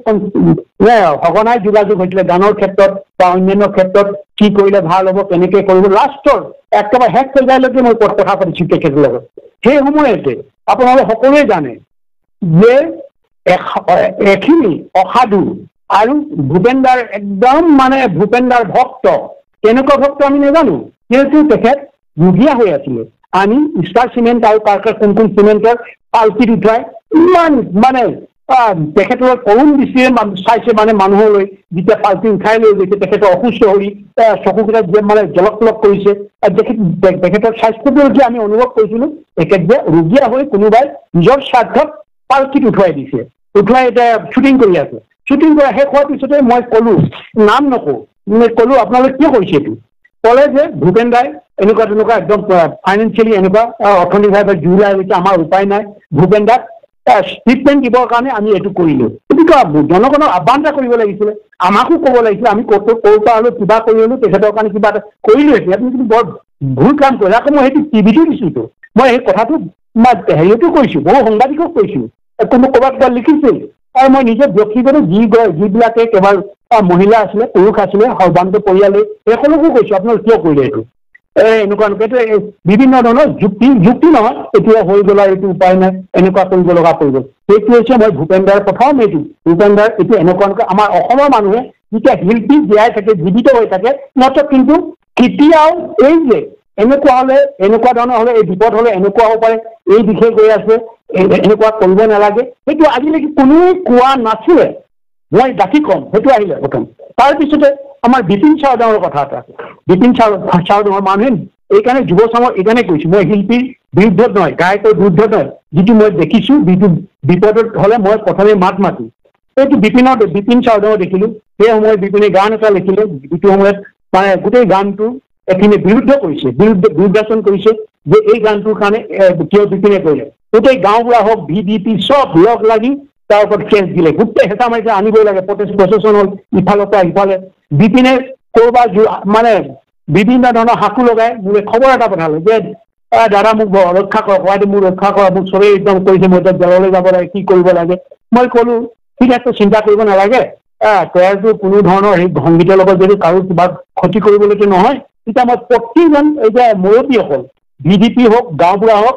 যিখিনি মুৰব্বী আছিলে মুৰব্বীখিনি লগ কৰি আমাৰ মানে গায়কসকলে হয়তো ক'ৰবাত ভুল হ'ব পাৰে তোমালোকৰ অন্তৰত আঘাত লাগিব পাৰে কিন্তু এইটো বেয়াকে নলৈ নিজৰে ককাই ভাই হিচাপে ইয়াক প্ৰথমবাৰৰ কাৰণে মাফ কৰি দিব লাগে তাৰপিছতে সিহঁতি সকলোৱে কিন্তু একেলগতে লগ লাগি গুৱাহাটীত তাতে সিহঁতে ৰেষ্টুৰেণ্টে খালে না ভোজ ভাত খাই মিট ভাত কৰিব তেতিয়া বিপিনে কৈছে মই শান্তি পালো দাদা মই ককাইদেউ মই বৰ শান্তি পালো নহ'লে মই মোৰো নিচিনা লাগি গৈছে এনেকুৱা ধৰণৰ মই জেললৈ যালেতো মোৰ এই অৱস্থা হ'ব মই এই কৰি মোৰ কেনেকুৱা ধৰণৰ মই লাজে অপমানে মই মৰিব লাগিব এই ধৰণে কৈছে সেইটো এটা বিপিনৰ কথা এইটোকে মই সিহঁতক সমাধান কৰি সুন্দৰকে যিহেতু মই শিল্পী বা গায়কক কোনো ধৰণৰ বিপদত কৰিবলৈ মানে দিবলৈ নিবিচাৰোতো দ্বিতীয়টো আহিলে এতিয়া এইটো কিন্তু আৰু ভয়ংকৰ আপোনালোকে নিশ্চয় জানে পাপনৰ যেতিয়া এটা শ্ব'ত যি অঘটন ঘটিছিলে ইচ্ছাকৃতভাৱে কোনোবাই তাক এনেকুৱা ধৰণৰ প্ৰতিত কৰাৰ পিছত ঠিক দুদিন একেবাৰে কাৰো লগত নাই একেবাৰে আত্মহত্যা কৰাৰ নিচিনা অৱস্থাত আছিলে আত্মহত্যা কৰাৰ নিচিনা কাৰো লগতো ফোন নকৰে নকৰে নধৰে কাৰো ফোন নধৰে কৰে তেতিয়া কোনোবাই ঘৰৰ মানুহে ক'লে আৰু কাৰোবাৰ আমাৰ সাংবাদিক এজনে মই নাম নকওঁ এতিয়া সাংবাদিক মোৰ একেবাৰে ভাই বুলি তাক মই এতিয়াও শ্ৰদ্ধা কৰোঁ মৰম কৰোঁ একেবাৰে মৰম চেনেহ কৰোঁ যে নামটো নকওঁ বা সাংবাদিকজনে ক'লে দাদা এইটো কওকচোন আপুনি ক'লে হয়তো বা কেছটো সমাধান হ'ব মোৰ যদি এইখিনি মোৰ কথাই যদি কেছটো সমাধান হয় আৰু কাক ক'ব লাগে এইটো মই জানো বাৰু তুমি কেনে কেছটো ক'ৰ পৰা ওলাইছে এইটো ঠিকে আছে মই কেছটো ছল্ভ কৰি লওঁ কেছটো ছল্ভ কৰাৰ পিছত মই পাপনৰ লগত কথা পাতিম তাৰপিছত প্ৰথম কি নহয় আপুনি পাপনৰ লগতে কথা পাতক পাপনৰ মেনেজাৰ কি আছিলে মই নাজানো নামটো মই মেনেজাৰ পালোঁ তুমি ক'ব দাদাই ফোন কৰিছোঁ কোৱা ফোন কৰি নাই ফোন ধৰা অৱস্থাত নাই বোলে একদম একেবাৰে কি কৰিব ক'ব পৰা নাই তাৰ মাত বোল নাই একেবাৰে গোটেই মমাহত হৈ গৈছে আৰু লাজে অপমানে থাকিব পৰা নাই কৈছে কিবা ঘটনাও ঘটাই দিব পাৰে তেনেকৈ কৈছে মেনেজাৰটোৱে তাৰপিছত কৈছে নহয় মোক দিয়া তুমি মোৰ কথা কোৱা তেতিয়া মই ফোনটো যেতিয়া পালোঁ পাপন তুমি কিয় নাই দাদা মই মৰি যাওঁ লাগিছিল মই মৰি যাওঁ মই ধৈৰ্য ধৰা মই এতিয়া ফোন কৰিছোঁ এটালৈ তোমাৰ কাৰণে দিয়ে নেকি গোটেই হেৰিটো ক্ৰিয়েট কৰিছিলে এই গোটেই পৰিস্থিতিটো ক্ৰিয়েট কৰিছিলে আৰু এইটো তোমাক এনেকুৱা ধৰণৰ যে অপমানিত কৰিবলৈ বিচাৰিছে উদ্দেশ্য বহুত আছে মই বুজাই দিম আজিয়ে এই কেছটো উঠাই ল'ব আৰু এইটোৰ পৰা বিৰত এইটো নবজায় আৰু মই লগে লগে ফোন কৰিলোঁ অনবলে এতিয়া জীয়াই আছে মই অনবক ক'লোঁ অনব তুমি এইটো কৰিছা কেলে দাদা নাই এইটো চুইচাইডো কৰিব পাৰে অপমানিত যিভাৱে অপমানিত এইটো কৰিছে এতিয়াই কৰা এই মাত্ৰ কৰা বুলি নাই মই এতিয়া কৰিছোৱেই উইদিন আধা ঘণ্টাত গোটেইটো অফ কৰি দিলে এই কথাবিলাক আজি সাধাৰণ যে পাপনৰ যে ভক্ত বুলি কয় পাপনৰ ভক্ত এইবিলাক কথা জানি আজি ক'ব লগা পৰিছে পাপন দিয়া আছে অৰ্ণৱ গোস্বামী মই কৈছোঁ এইটো কেছটো এতিয়া উঠাই লোৱা আৰু এতিয়া হেৰি কৰা আৰু তুমি পাপনক হেৰি কৰা এইবিলাকৰ পৰা ৰক্ষা কৰা মানে তুমি ক'ব লাগিব তুমি ভুল কৰিছা লগে লগে কৰিছে অৰ্ণৱ গোস্বামী দাদা মই এতিয়াই কৰি আছোঁ আপুনি চিন্তা নকৰিব মই অৰ্ণৱক ওঠৰ গ'ল তেতিয়া মানে হেৰিয়ৰ পাপনৰ মুখলৈ হাঁহি আহিছে পাপনে কৈছে যে অশেষ ধন্যবাদ দাদা আপুনি যিটো কৰিলে অশেষ ধন্যবাদ আৰু সেই সময়ত পাপনৰ গোটেই অসমত তোলপা লাগিছে পাপনৰ বিৰুদ্ধে ৰিল বনাইছে পাপনৰ বিৰুদ্ধে বিভিন্ন ধৰণৰ একদম মানে টেলিভিশ্যন চেনেলবিলাকে বজাই আছে তাতে কোনোবাই আহিছিলে নেকি কোনোবা এজন শিল্পীয়ে কৈছিলে নে এই হেৰিয়ত অনবক কৈছিলে নে I was the first man. Right. I was the first man who talked Arnab Goswami about that matters. এই কথাটো অসমৰ নতুন প্ৰজন্মই জানিবলৈ আছে জুবিনৰ যেনেকৈ নতুন প্ৰজন্মই জানিবলৈ আছে জুবিনৰ লগত আমাৰ কেনেকুৱা সম্বন্ধ আছিলে কেনেকৈ আমি তাক ভাললৈ আনিব বিচাৰিছিলোঁ আমাকতো আৰু কোনোবাই যদি কৈছিলে আমাক চেলেঞ্জ কৰক আমি এইটো কৈছোঁ নতুন প্ৰজন্ম আজি নতুন প্ৰজন্মই বিভিন্ন ধৰণৰ প্ৰশ্ন কৰিছে প্ৰশ্ন সুধিছে এইকাৰণে পাপনৰ কথাটো মই ক'বলৈ বাধ্য হ'লোঁ মানে আমাৰ মানে কি কয় বিপিনৰ কথাটো ক'বলৈ বাধ্য হ'লোঁ ভূপেন্দ্ৰৰ কথাটো ক'বলৈ বাধ্য হ'লোঁ এই মই প্ৰথম সংগঠনৰ হৈ সংযুক্ত মুক্তি বাহিনী অসমৰ হৈ অসম স্বাধীন হৈ মই প্ৰথম কৈছোঁ আৰু কথাটো চিৰ সত্য আজি দুটা মানুহ জীয়াই আছে বিপিন জীয়াই আছে তাৰপিছতে আৰু অন্যান্য ভূপেন্দ্ৰৰ কথাটো যিসকলে এতিয়াও আঁঠিৰ ওচৰত ভৰি দিছে তেখেতসকলো জীয়াই আছে মই যদি তেখেতসকলক কোৱা নাই মই কৈছোঁ পেপাৰত চাওক তাৰপিছত বিপিনৰ কথাটো নিজে সোধক মই যদি সিহঁতৰ সমস্যাটো সমাধান কৰিছোঁ নাই পাপনৰ কথা পাপনৰ সোধক যদি পাপনে মিছা কথা ক'ব পাৰে তেতিয়া পাপন শিল্পীয়ে নহয় গায়কে নহয় যদি অৰ্ণৱে কয় প্ৰকৃত যদি সাংবাদিক হয় অৰ্ণৱে কেতিয়াও না বুলি ক'ব নোৱাৰে মই প্ৰথম অৰ্ণৱক এপ'জ কৰিছোঁ আৰু লগতে কৈছোঁ কৰিবই লাগিব জোৰ দিছোঁ কৰিবই লাগিব তুমি ইমিডিয়েট উইদিন 2 আৱাৰ্ছত গোটেই প্ৰব্লেমটো ছল্ভ হৈছে নহ'লে হয়তো পাপনেও ছুইচাইড কৰিলে তুমি পাপনেও ছুইচাইড কৰিব লগা পৰিলে মোৰ অভিজ্ঞতা আলোকত কৈছোঁ সি কেনেকুৱা আঘাত পায় কিয় আঘাতত সি মানে এনেকুৱা এটা অৱস্থা সি এনেকুৱা অৱস্থালৈ গৈছিলে এইটো পাপন জীয়াই আছে আমাৰ শিল্পীসকলে আমাৰ জনগণে নতুন প্ৰজন্মই জনাটো প্ৰয়োজন আছে বুলি ভাবোঁ পৰেশ অসমৰ অকল মানে ভুল বুলি ক'লে বৰৰচমৰ কথাটো ভুল বুলি নহয় অভিজ্ঞতা আলোকত কৈছোঁ এই অভিজ্ঞতা তেখেতসকলৰ আছেনে নাই যুৱ প্ৰজন্ম আছেনে নাই কোনোবা শিল্পীক মৃত্যু মুখৰ পৰা বচাব পৰা বা এনেকুৱা ধৰণৰ এটা মানে একেবাৰে জীৱনৰ মানে থকা নথকা মানে সংসাৰত থকা নথকাৰ অৱস্থা আছিলে সিহঁতৰ পাপনৰ বিপিনৰ হৈ একে অৱস্থা আছিলে তেনেকৈ সিহঁতক মই উদ্ধাৰ কৰি আনিছোঁ দুইজনে শিল্পী মানে জীয়াই আছে গায়ক দুইজন গায়ক জীয়াই আছে আৰু সৰহৰীয়া আজিও গান কৰি আছে সেইবিলাকক সিহঁতক সোধক আৰু যিসকলে মোক সমালোচনা কৰিছে সিহঁতে অসমৰ কাৰণে কি কৰিছিলে কি নাই কৰা সেইটো অসমৰ মানুহে সোধক জুবিনৰ যিটোৱে একেবাৰে মাজুলীৰ যিজন মানে হেৰি আমাৰ সত্ৰাধিকাৰে অসীম বেমাৰত মণি দি ইমান ডাঙৰ এটা অভিশাপ দিছিলে জুবিনৰ পক্ষত কোন থিয় হৈছিলে অকল মই থিয় হৈছিলোঁ সংযুক্ত মুক্তি বাহিনী অসমৰ হৈ এই নতুন প্ৰজন্মই জনা প্ৰয়োজন আছে এইকাৰণে কৈছোঁ জুবিনৰ মৃত্যুত আমিও মৃত্যুটো কামনা কৰা নাই আমাৰো সুখ লাগিছে আমাৰো দুখ লাগিছে আমি এইকাৰণে প্ৰথমেই আমি দিছোঁ ষ্টেটমেণ্ট আমাৰ এই কথাবিলাক আজি যিসকলে কৈছে যিসকলে ট্ৰল কৰিবলৈ বিচাৰিছে সেইসকলে আপোনাৰ যিবিলাক মই আৰম্ভণিতে আপোনাৰ প্ৰশ্নটো যোৱাৰ আগতে যিখিনি কথা কৈছোঁ সেইকাৰণে জনা প্ৰয়োজন আছে এইকাৰণে কৈছোঁ জুবিনক ময়ে প্ৰথম কৈছোঁ আজি জুবিনৰ লগত মই কথা নপতা নাই বহু দিনৰ পৰা কথা পাতি আহিছোঁ প্ৰায় 90 দশকৰ পৰা মই কথা পাতি আহিছোঁ তেখেতৰ দেউতাকৰ লগত মই কথা পাতিছিলোঁ জুবিন আপুনি অলপ বুজাব জুবিনৰ দেউতাই ক'লে মই নোৱাৰোঁ তেতিয়াহ'লে মই এটা কথাতে আপুনি নোৱাৰোঁ বুলি মই কথা নাপাতো তাই নোৱাৰোঁ বুলি ক'লে সেইটো কাৰণে কৈছোঁ তাৰপিছতো যিটো মাজুলী ঘটনা তাৰ আগতো কথা পাতিছোঁ জুবিনেতো স্বীকাৰ কৰি গৈছে মই দাদাৰ লগত কলেজদাৰৰ কথা পাতিয়ে থাকোঁ মই কথা পাতি থাকোঁ আপুনি ফোন নকৰে কিয় ফোন নকৰিলে মই এইবিলাক কৰোঁ মই ফোন নকৰিলে এইবিলাক কৰোঁ যদি ফোন নকৰিলে তুমি ভাল হ'ব লাগিব জাতিৰ কাৰণে ভাল হ'ব তোমাৰ কাৰণে ভাল হ'ব লাগিব তুমি মদ খাই যদি মাতা হোৱা তুমি বেছি দিন নাথাকা মই সেই টিভিটো কৈছোঁ গৰিমাকো কৈছোঁ তুমি নিজেই ইয়াত থাকিব লাগিব তুমি নিজেই ইয়াক সুৰক্ষা দিব লাগিব তোমাৰতো আৰু অন্য কোনো সুৰক্ষা দিব নোৱাৰে ইয়াক তুমি চম্ভালিব নোৱাৰে মই নিজেই কৈছোঁ এই কথাবিলাক আজি নতুন প্ৰজন্মই জানিব লাগিব বিভিন্ন ধৰণৰ কৈ আছে বিভিন্ন ধৰণৰ কথাবিলাক কৈ আছে আৰু এটা চবচে ডাঙৰ কথা এতিয়া কৈছে কোনোবাই কিবা এটা আইনৰ কথা কিবা আইন মানে পৃথিৱীৰ আইনটো একেইতো আজি গণতান্ত্ৰিক আইনটো ব্ৰিটিছে বনোৱা সেই একে আইন চলি আছে মই ইয়াৰ ক'লে মই ভাৰতীয় হৈ নাযাওঁ ন মই ভাৰতীয় সংবিধানক ছাপোৰ্ট কৰা নহয় আইন পৃথিৱীৰ আইনটো একেই ব্যৱস্থা কিবা হত্যাৰ সন্দেহ হ'লে একে ব্ৰিটিছ পদ্ধতিয়ে কৰে অন্য যিবিলাকে কয় ভাৰতীয় আইনৰ কথা মহাত্মা গান্ধীৰ কথা কৈছে কোনোবাই মহাত্মা গান্ধীৰ মানে ভাৰতীয় এইটো ভাৰতীয় যিটো স্বাধীনতা সংগ্ৰাম কৰিছিলে এইটো অসমৰ মানুহৰ লগত আণ্ডাৰষ্টেণ্ডিঙত অসমৰ মানুহে অসহযোগ আন্দোলন কৰিছিলে মহাত্মা গান্ধীয়ে যি কৰিছিলে আমাক স্বাধীন হৈ থাকিবলৈও কৈছিলে মহাত্মা গান্ধী যদি নমৰা হ'ল হয়তো অসম স্বাধীন নহ'লেহেঁতেন। পৰেশ বৰুৱা মহাশয়, মোৰ প্ৰশ্নটোলৈ মই আহিব বিচাৰিছো। আপুনি শিল্পীৰ প্ৰতি ইমান দায়বদ্ধ হোৱাৰ পিছতো 90 দশকৰ পৰা আপুনি জুবিন গাৰ্গৰ সৈতে ককাই ভাই সম্পৰ্ক ৰখাৰ পিছতো আপুনি জুবিন গাৰ্গৰ ব্যক্তিত্বৰ কথা আপুনি জানে, বুজে, উপলব্ধি কৰে বুলি মই ভাবো। কেনেকৈ ভাবিলে যে হতাশগ্ৰস্ত হ'ব পাৰে জুবিন? কেনেকৈ ভাবিলে যে আত্মহত্যাৰ প্ৰৱণতা আহিব পাৰে জুবিনৰ গাত? এই কথা অসমৰ মানুহে মানি লোৱা নাই ককাইদেউ। অসমৰ মানুহে কেনেকে জানিব? এইবিলাকৰ লগত অসমৰ মানুহে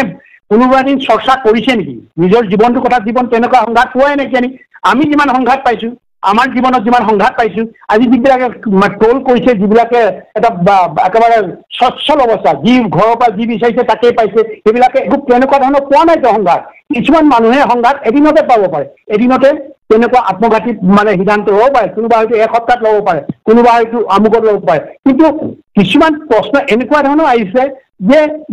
যিবিলাক প্ৰশ্ন আজি মানুহে সুধিছে, যিবিলাক কৰিছে বা আমি তাৰ উত্তৰ দিবলৈ বিচাৰিছো, ৰীতা চৌধুৰীৰ লগত যিবিলাক কথোপকথন কৰিছে, কথাতটো আগতে কোনোবাই কৈছে, হয় আপুনিও কৈছে যে মোৰ লগত কওঁতে এনেকুৱা, হয়তো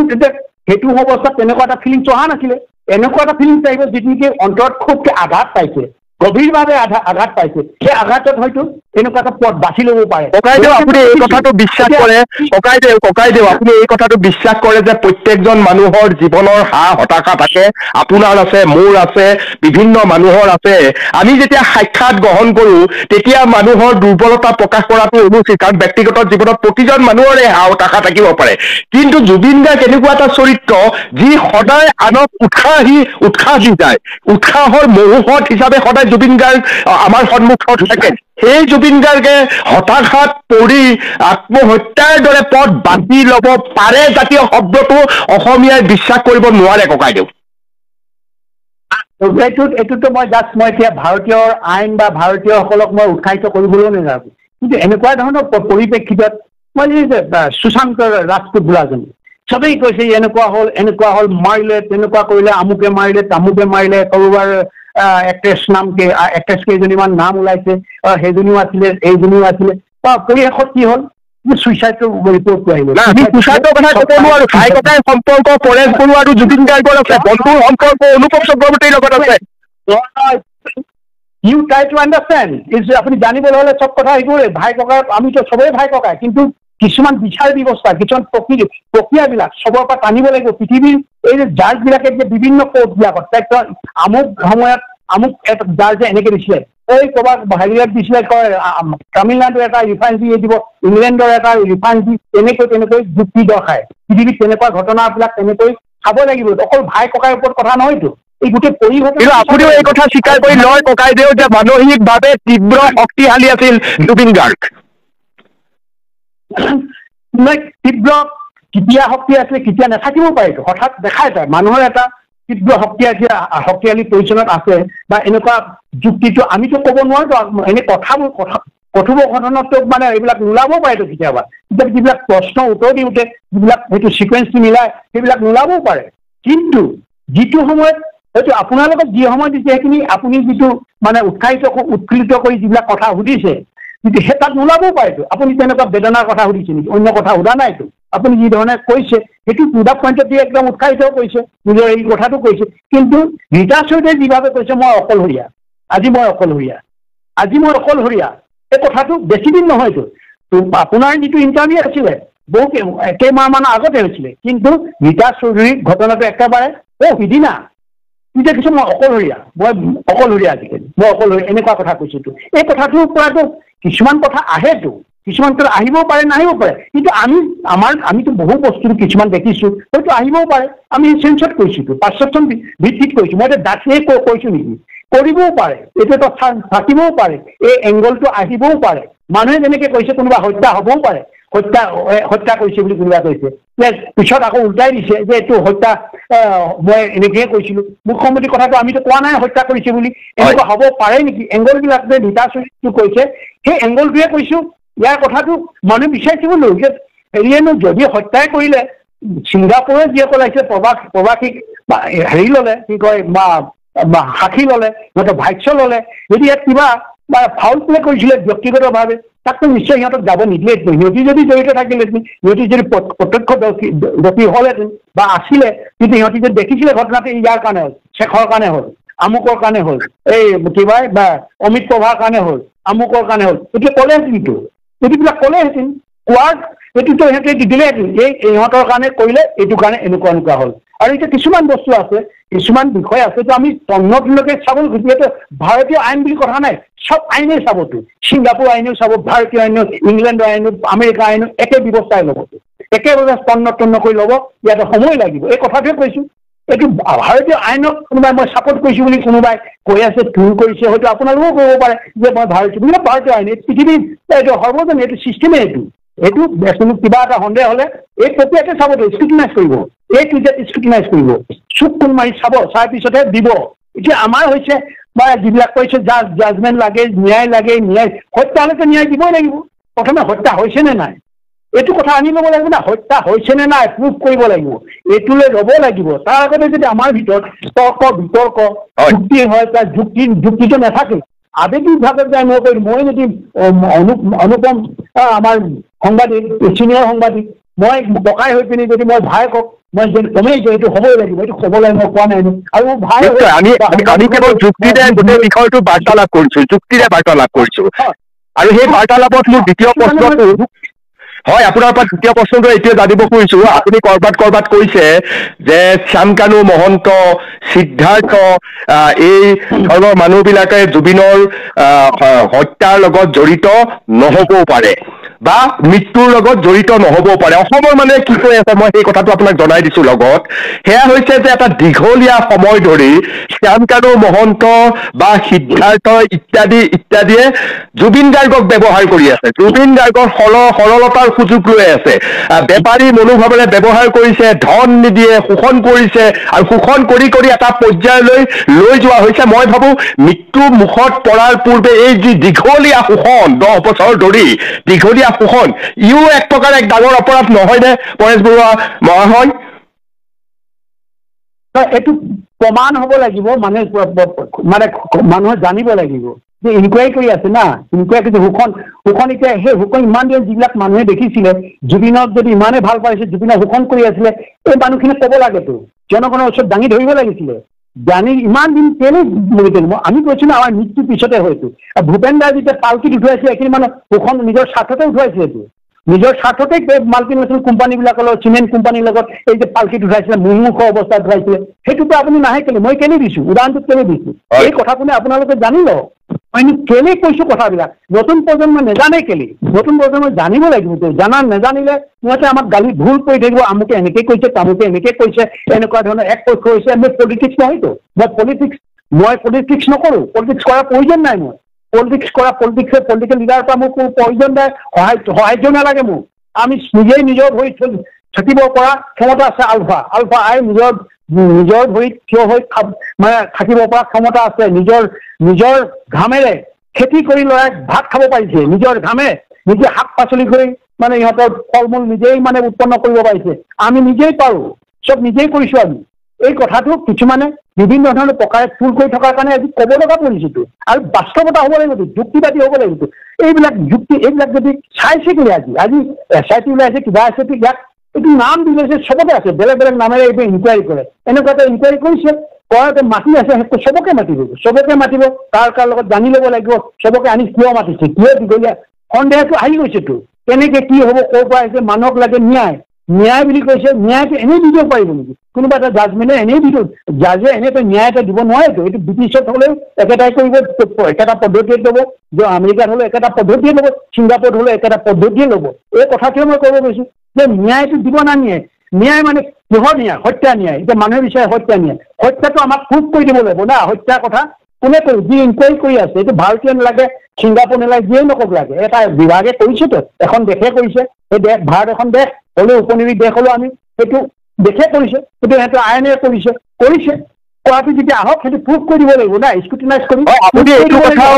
আপুনি এইটো কথাও চাগে মানি লয় যে জুবিন গাৰ্গৰ মৃত্যুৰ যিটো কাৰণ সেই কাৰণটো উদঘাটন হ'ব লাগে কি কাৰণে জুবিন গাৰ্গৰ মৃত্যু হ'ল এতিয়ালৈকে সেইটো উদঘাটন হোৱা নাই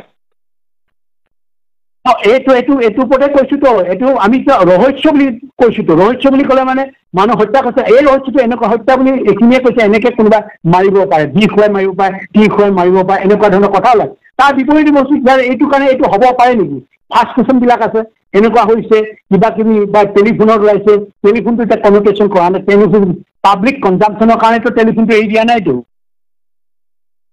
বা কিবা যিমানখিনি যি হৈ আছে এতিয়া গোটেইখিনি বস্তু যেতিয়া ওলাব তেতিয়া হয়তো ক'ৰবাত ওলাবও পাৰে নোলাব বুলি কোনো ক'ব নাই মোৰটোকে মই ৰাইট বুলি কৈছোঁ মোৰটো নহয় অন্য এটা হ'ব পাৰে হত্যাটো ওলাব তেতিয়াহে ন্যায়টো ওলাব এইকেইটা প্ৰুফ কৰিব লাগিব কি হৈছে কি হোৱা নাই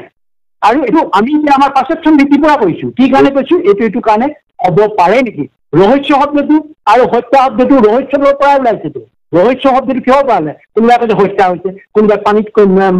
হেৰি হৈছে ড্ৰাউনিং হৈ মৃত্যুবৰণ কৰিছে কোনোবাই বিষ খুৱাই কৰিছে এইটো ৰহস্য মানে ৰহস্যতে ঘেৰাই আছেনে নাই আৰু মই ৰহস্য আৰু হত্যাৰ মাজত হত্যা শব্দটো ক'ৰ পায় ৰহস্যৰ পৰাই হত্যাটোৰ পৰাহে ৰহস্য ঘটিছে এতিয়া দুটাৰ লগত দুটা কথা আহিবতো ইয়াতে কোনো বিপৰীত ধৰ্ম নহয় মোৰ শেষ প্ৰশ্ন পৰেশ বৰুৱা মহাশয় মোৰ শেষ প্ৰশ্ন আপুনি কৈছেই যে 90 দশকৰ পৰা জুবিন গাৰ্গৰ সৈতে আপুনি সম্পৰ্ক ৰাখিছে আনকি আপুনি এই কথাও কৈছে জুবিন গাৰ্গে বহু সময়ত কৈছে যে আপুনি ফোন কৰা নাই সেইকাৰণে মই উৎপাত কৰিছোঁ কিয় আপুনি বহুদিন ধৰি ফোন পোৱা নাই ইয়াৰ পৰা আমি বুজো যে জুবিন গাৰ্গৰ সৈতে আপোনাৰ যিটো সম্পৰ্ক ইয়াত আবেগো আছে বাস্তৱো আছে আৰু আপুনি আপোনাৰ ভাইক শুদ্ধ কৰিবলৈ কৰা এটা চেষ্টাও তাৰ লগত আছে মই সেই কথা স্বীকাৰ কৰি লৈছোঁ আৰু ইমানখিনি সম্পৰ্ক থকাৰ পিছত এই কথা নিশ্চয় আপুনি মানি লয় যে জুবিন গাৰ্গক সৰলতাৰ সুযোগ লৈ কিছু কাষৰ মানুহে কৰিছে নহয় এতিয়া কথাটো এতিয়া আপুনি কি কয় মই যে এতিয়া কৈছোঁ নে গৰিমা গাৰ্গে ছিংগাপুৰৰ ভিছা নাপালে সেইটোতো মোৰ বিশ্বাস নহয়তো মোৰ বিশ্বাস হ'ব নেকি মই ছিংগাপুৰৰ ভিছা নাজানো নেকি মইতো আজিহে কিছুমান মইতো 90 দশকতে মই ছিংগাপুৰৰ ভিছা কেনেকৈ ল'ব লাগে 90 দশকতে মই ছিংগাপুৰৰ আইনৰ লগতো ফেচ কৰিছিলোঁ ছিংগাপুৰত মই 90 দশকতে মই এতিয়া কমিউনিকেশ্যন কৰিব ফেচ কৰিছোঁ মানে কোনো তাত ক্ৰাইমো নহয় কিছুমান কথা জনা বা কিছুমান কোনোবাই কিবা অন্য দেশৰ মানুহ কিবা দেশৰ মানুহ হয়তো কোনোবাই ইণ্ডিয়াই দিব পাৰে তেনেকুৱা ধৰণৰ মই সোধ পোছ কৰাও পাইছোঁ কিন্তু আমি আইনবিলাক জানিছোঁ কি সুন্দৰ ব্যৱহাৰ কৰে কেনেকৈ আমাক মানে হেৰি কৰে হয়তো ভেলিড ডকুমেণ্ট দেখায় এইটো মোৰ ভেলিড ডকুমেণ্ট একো নহয় ইয়াত মই জেনুইন বাংলাদেশী এনেকুৱা ধৰণৰ মই পাইছোঁ ন ছিংগাপুৰতো মই 90 দশকতে মই এইবিলাক পাইছিলোঁ পোৱাৰ কাৰণেতো মই কৈছোঁ মই জনাৰ বিষয়টোহে মই কৈছোঁ আৰু এই কথাবিলাক ওলাওঁতে সম্পূৰ্ণকৈ জানিবৰ কাৰণে অপেক্ষা কৰিব লাগিব অধিক আগ্ৰহ আছে কিন্তু ইয়াৰ কাৰণে অপেক্ষা কৰিব লাগিব অপেক্ষা কৰিলেই ইয়াতো দূৰ কৰিব আৰু এতিয়া কিছুমানে কৈছে যে এইটো হত্যা বা টেণ্ডেঞ্চি বা আত্মহত্যা এইটো হ'ব পাৰে নেকি বা এনেকুৱা ধৰণৰ কৈছে 3 দিনৰ আগতে বহুত কাজিয়া হৈছে বুলি কৈছে এতিয়া নামবিলাক যদি মোক যদি নামবিলাক বা কৰিব বিচৰা নাই আৰু যিবিলাক সূত্ৰ একদম বিশ্বস্ত সূত্ৰ যিবিলাকে একদম চব জানে গোটেই তলানলা ভিতৰে বাহিৰে চব তলানলা জানে সেইবিলাকৰ এতিয়া কিছুমান বা এনেকুৱা ধৰণৰ মেছেজ গৈছে আদান প্ৰদান কৰিছে সিহঁতৰ ঘৰৰ ভিতৰতে এই ঘৰবিলাকতো জানে নহ'লে এইবিলাক কথা কিয় মাতিব যায় এতিয়া ফাইনেন্সিয়েল কৰাপশ্যন কি হৈছে কি নাই সিহঁতে জানিব ঘৰৰ মানুহে জানিব এইবিলাক আমাক জানিবৰ কাৰণে দিছিল আমাক জানিবৰ কাৰণে দিয়া নাই একোৱে দিয়া নাই এতিয়া মানুহৰ যিমানে এইবিলাক সৰলীকৰণ হ'ব যে এইটো হয় ৰহস্যটো এনেকুৱা যদি সিহঁতে ৰাষ্ট্ৰপক্ষ বা ভাৰতীয় আইনত এইটো মানা আছে দিবলৈ এইটো অকলে এজন পৰিয়ালৰ বাহিৰেহে জানিব এতিয়া পৰিয়ালে ক'ব নকৰে নিজৰ সহধমনীয়ে ক'ব নকৰে এইবিলাক কথাটো আহি পৰিছে সেইকাৰণে মানুহৰ বেছি যে ৰহস্য ঘনীভূত হৈছে চিধা হোৱা নাই আৰু সাক্ষী পাতি এইটোতো ৰাইজক ক'ত আহিবলৈ দিয়া ৰাইজে কোনো এটা সাংবাদিকক কোনো এটা সাক্ষী যে ভালকৈ আধা ঘণ্টা এইবিলাক সাক্ষী নহয় যিবিলাক স্পট আছে সিহঁতৰ ভাষ্যটো ল'বলৈ দিয়া নাইতো সিহঁতে এভইড কৰিছে দিয়া নাই এইবিলাকৰ মানুহ সেইকাৰণে ৰহস্য বেছি ঘনীভূত হৈ আছে কিন্তু আমাৰ পাৰচেপশ্যন ভিত্তিত ওলাই আহিব আমাক মানুহে সুধিছে যে আমাৰ কথাটো এইটো আৰু জুবিনৰ কথাটো হৈছে জুবিনে অনুৰাগী কৰিছে যে অকল সিহঁতে ভাল পায় সিহঁতে এই কৰা নাই মই কেলে কৈছোঁ জুবিনৰ এই ঘটনাটোনো মই কিয় এই যে আমাৰ শিল্পীসকলৰ গায়কসকলৰ মহান গায়কসকলৰ পৃথিৱীৰ বিখ্যাত ভূপেন্দ্ৰৰ কথা মই কেলে কৈ আহিছোঁ বিপিনৰ কথা পাপনৰ কথা পাপনটো মামুলি নহয়তো পাপনটো লেটিলুপা গায়ক নহয়তো পৃথিৱীৰ চৌদিশে পাপনৰ মানে গানেৰে একদম বিভিন্ন দেশত তাৰ গান মানে উপভোগ কৰে মানুহে কৰে উপভোগ তাৰ বিষয়টো মই কৈছোঁ এই কথাটো মোৰ লগত কোনোবাই চেলেঞ্জ কৰিব পাৰিব নেকি পাপন জীয়াই আছে এই যে আজি যিসকলে কৈছে সংগীত মানে আমাৰ যিসকল মানে এই জুবিনৰ লগত থাকি যায় সিহঁতে যে অতি মানে জুবিনক ভাল পোৱা এনেকুৱা দেখাবলৈ বিচাৰিছে বিভিন্ন ধৰণৰ শব্দ প্ৰয়োগ কৰিছে, বিভিন্ন ধৰণৰ টুল কৰিব লৈছে, অশ্লীল ভাষা এইবিলাক প্ৰয়োগ কৰিছে। আচল কথাটো জানিব লাগে। আচল কথা নাজানিলে কিন্তু মানুহে ভুল বুজি গৈছে। সেইকাৰণে আপোনালোকো গোটেই বস্তুটো কাটি নহয়, ইয়াত মই যি কৈছো আপুনি সময় ল'লে পাঠটো পঠাব। কি আহ্বান জনাই? নিশ্চয় অসম্পাদিত ৰূপত আপোনাৰ এই কথা মই প্ৰকাশ কৰিম। শেষত একেবাৰে শেষ বাক্য, নতুন প্ৰজন্মক কি আহ্বান জনাই? নতুন প্ৰজন্মই এইকাৰণে কৈছো, নতুন প্ৰজন্মই মই এইটো অকল আহ্বানে নহয়, মই ক'ব লাগিব। নতুন প্ৰজন্মই এইকাৰণে কৈছো, আমাৰ সংযুক্ত মুক্তি বাহিনী অসম আছিলে আগতে, অসম যেতিয়া ডিফাং হৈছে তাৰ আগতেই আমাৰ সংযুক্ত মুক্তি বাহিনী অসম স্বাধীন জন্ম হৈছে। এই গোটেই প্ৰক্ৰিয়াটোত জড়িত থকা কিমানসকল অগ্ৰগামী মানে যিসকলে এই মানে আৰম্ভণিতে জড়িত আছিলে আৰু তাৰ পৰৱৰ্তীতে যিসকল আমাৰ সদস্য বিষয়া জড়িত হৈছিলে, সিহঁতৰ এটা বনাঢ্য এটা মানে কি কয় জীৱন কাহিনী আছে। মেক্সিমাম মানে আমাৰ যিসকল অগ্ৰজ আছিলে, আমি আছিলো, সেইসকলৰ কিন্তু এটা আমাৰ নতুন প্ৰজন্মই জনা প্ৰয়োজন আছে। এইসকল মানুহক আপোনালোকে আলফা বুলি কাকো গালি পাৰিব নোৱাৰে। আলফাৰ অৱদানৰ কাৰণে সেই যিসকল মানে 70 দশকত যিটো আন্দোলন হৈছিলে, সুৰানগৰ হৈছিলে, মানে ভাষা আন্দোলন হৈছিলে বা মাধ্যম আন্দোলন হৈছিলে, এইবিলাকত জেলত গৈ CRPৰ মাৰ খাই গুৰুলাগুল হৈ আহিছিলে। আমিও নিজে হৈ আহিছিলো 70 দশকৰ পৰা, তাৰ আগৰ পৰা আছিলো। তাৰপিছতে সুধানাগাৰ আন্দোলনৰ কাৰণে কেনেকুৱা সংগ্ৰাম কৰিছিলো। এই সংগ্ৰামতো এই সুধানাগাৰ আজি যি মানে সুধানাগাৰ আহিলে, কিবা কিবি আহিলে, বহু কিবা কিবি চব সংগ্ৰাম কৰি আহিছিলো। আমাৰ সংযুক্ত মুক্তি বাহিনী সদস্যসকল তেওঁলোকৰ আছু আছিলে। তাৰপিছতে গণসংগ্ৰাম কি কয় কি হয় আছুৰ লগত পিছতে আৰু ডাঙৰ বিদেশী আন্দোলন, তাতো এইবিলাকৰ লগতো আমি ওতঃপ্ৰোতভাৱে একেবাৰে ঘাম পেলাইছো। আছুৰ মানে যিটো উদ্দেশ্যত উপনীত হ'বৰ কাৰণে আমিতো আলফা একেবাৰে ভেংগাৰ্ড অন্তত আছিলো। এই কথাটো নতুন প্ৰজন্মই যায়। তাৰপিছতে চুক্তি হোৱাৰ পিছতো কিমান কি আহিলে, এই নুমলীগড় ৰিফাইনেৰী কিবা কিবি এইবিলাকে চাকৰি ক'ৰ পৰা পালে আৰু অন্যান্য যিবিলাক সেই চুক্তি অনুযায়ী পাই আহিছিলে, অকল বিদেশীখিনি খেলাব পৰা নাছিল। ইকনমি পেকিং, ইয়াত ইণ্ডাষ্ট্ৰি কিবা কিবি সকলোকে এই আন্দোলনৰ ফচল। আজি নতুন প্ৰজন্মই বিভিন্ন ধৰণৰ প্ৰশ্ন কৰিছে, আলফাই কি কৰিলে, আলফাই দি গৈছে বহুত, আলফাই দি গৈছে। আৰু শেহতীয়াকৈ কওঁ, আজি নতুন প্ৰজন্মই আমাৰ এই কণমানি আমাৰ ছোৱালী এগৰাকীয়ে হয়তো হাইলি এডুকেটেড টেলেণ্টেড, তাই খুব ছুটি মধুৰ কিছুমান মোলৈ প্ৰশ্ন কৰিছে, ভালকৈ বিপ্লৱী সম্বোধনো জনাইছে। তাইক মই কওঁ আমি কি কৰিছো আলফাই, সিদিনা আগৰখিনিতো কৈ গলো কি হ'ল, কেনেকৈ আমি আলফা নেতাসকলে কি ধৰণে আমি মানে এতিয়া নতুন এটা কথা কওঁ। নতুন এই আমি যিগৰাকী কণমানি আমাৰ অতি প্ৰায় 16-17 বছৰীয়া হ'ব, তাই খুব সুন্দৰ মানে এটা ৰিল কৰিছিলে বা এটা মানে মোলৈ প্ৰশ্ন কৰিছিলে। তাইক মই জনাব বিচাৰিছো, খুব মৰমেৰে জনাওঁ, খুব স্নেহে জনাবলৈ বিচাৰিছো যে এই অতি সম্প্ৰতি আমাৰ নতুন প্ৰজন্মৰ কাৰণে যিটো টাটা ছেমি কণ্ডাক্টৰ যিটো প্ৰজেক্ট আহি আছে, সেই প্ৰজেক্টটো কিন্তু মোটেই প্ৰথম আমাৰ সংযুক্ত মুক্তি বাহিনী অসম স্বাধীন হৈ টাটা যিসকল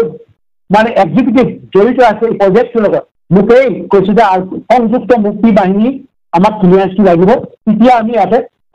মানে এইটো টাটা ছেমি কণ্ডাক্টৰ আমি ইয়াতে ইষ্টাব্লিছ কৰিম। তেতিয়া মই কৈছো আমাৰতো সদায় গ্ৰীণ চিগনেল টাটা, কাৰণ টাটাৰ লগত আগতে আছিলো। আমি অসমৰ যুৱক যুৱতীৰ কাৰণে যিমানখিনি লাগে, যিখিনি ইণ্ডাষ্ট্ৰি আহিব, সংস্থাপন হ'ব, সেইবিলাকৰ আমি কেতিয়াও বাধা নিদিওঁ। তাত কোনো ধৰণৰ আমি কুটাঘাত নকৰো আৰু বৰঞ্চ হাঁহি মুখে আগুৱাই নিব পাৰিব। এই কথাটো মিছা নহয়, সত্য ঘটনা কৈছো মই। উইটনেছ আছে, উইটনেছটো এইকাৰণে দিব বিচৰা নাই, হয়তো পৰৱৰ্তীত এইটো এটা বুমেৰাং হ'ব পাৰে। সেইকাৰণে মই এই কথাটো আমাৰ এই আইগৰাকী কণমানি প্ৰায় 16-17 বছৰীয়া তাই যি ৰিল কৰিছিলে, সেই ৰিলটো উত্তৰ আলফাই কি কৰিছিলে, এইটো মই ব্যক্তিগত নহয়, মই আলফা সংগঠনৰ হৈ প্ৰতিনিধি হৈ কৈছো। মই পৰৱৰ্তী ব্যক্তিগত নহয়, মই এটা সংগঠন, এটা জাতিৰ কাৰণে, এটা জাতিৰ বহুত ভৱিষ্যত মানে নতুন প্ৰজন্মৰ কাৰণে আমি অহৰহ আমাৰ ল'ৰাই আমি কষ্ট কৰি গৈছো, ল'ৰাইটো জীৱন দি গৈছে, সৈনিকসকলে প্ৰতিনিয়ত জীৱন দি গৈছে। সেইকাৰণে আলফাক সুস্থ কৰি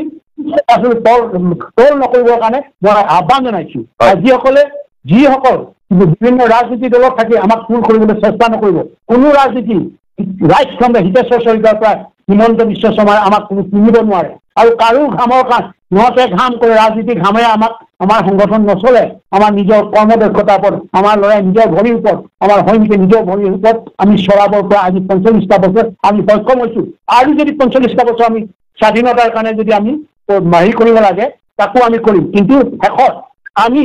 জুবিনৰ কাৰণে যি কথা কৈছোঁ জুবিনৰ ওপৰত জুবিনকটো আৰু আগুৱাই যাবলৈ হ'লে জুবিনৰ দৰে মানে অপৰিপক্ক বয়সত প্ৰতিভাৱান এজন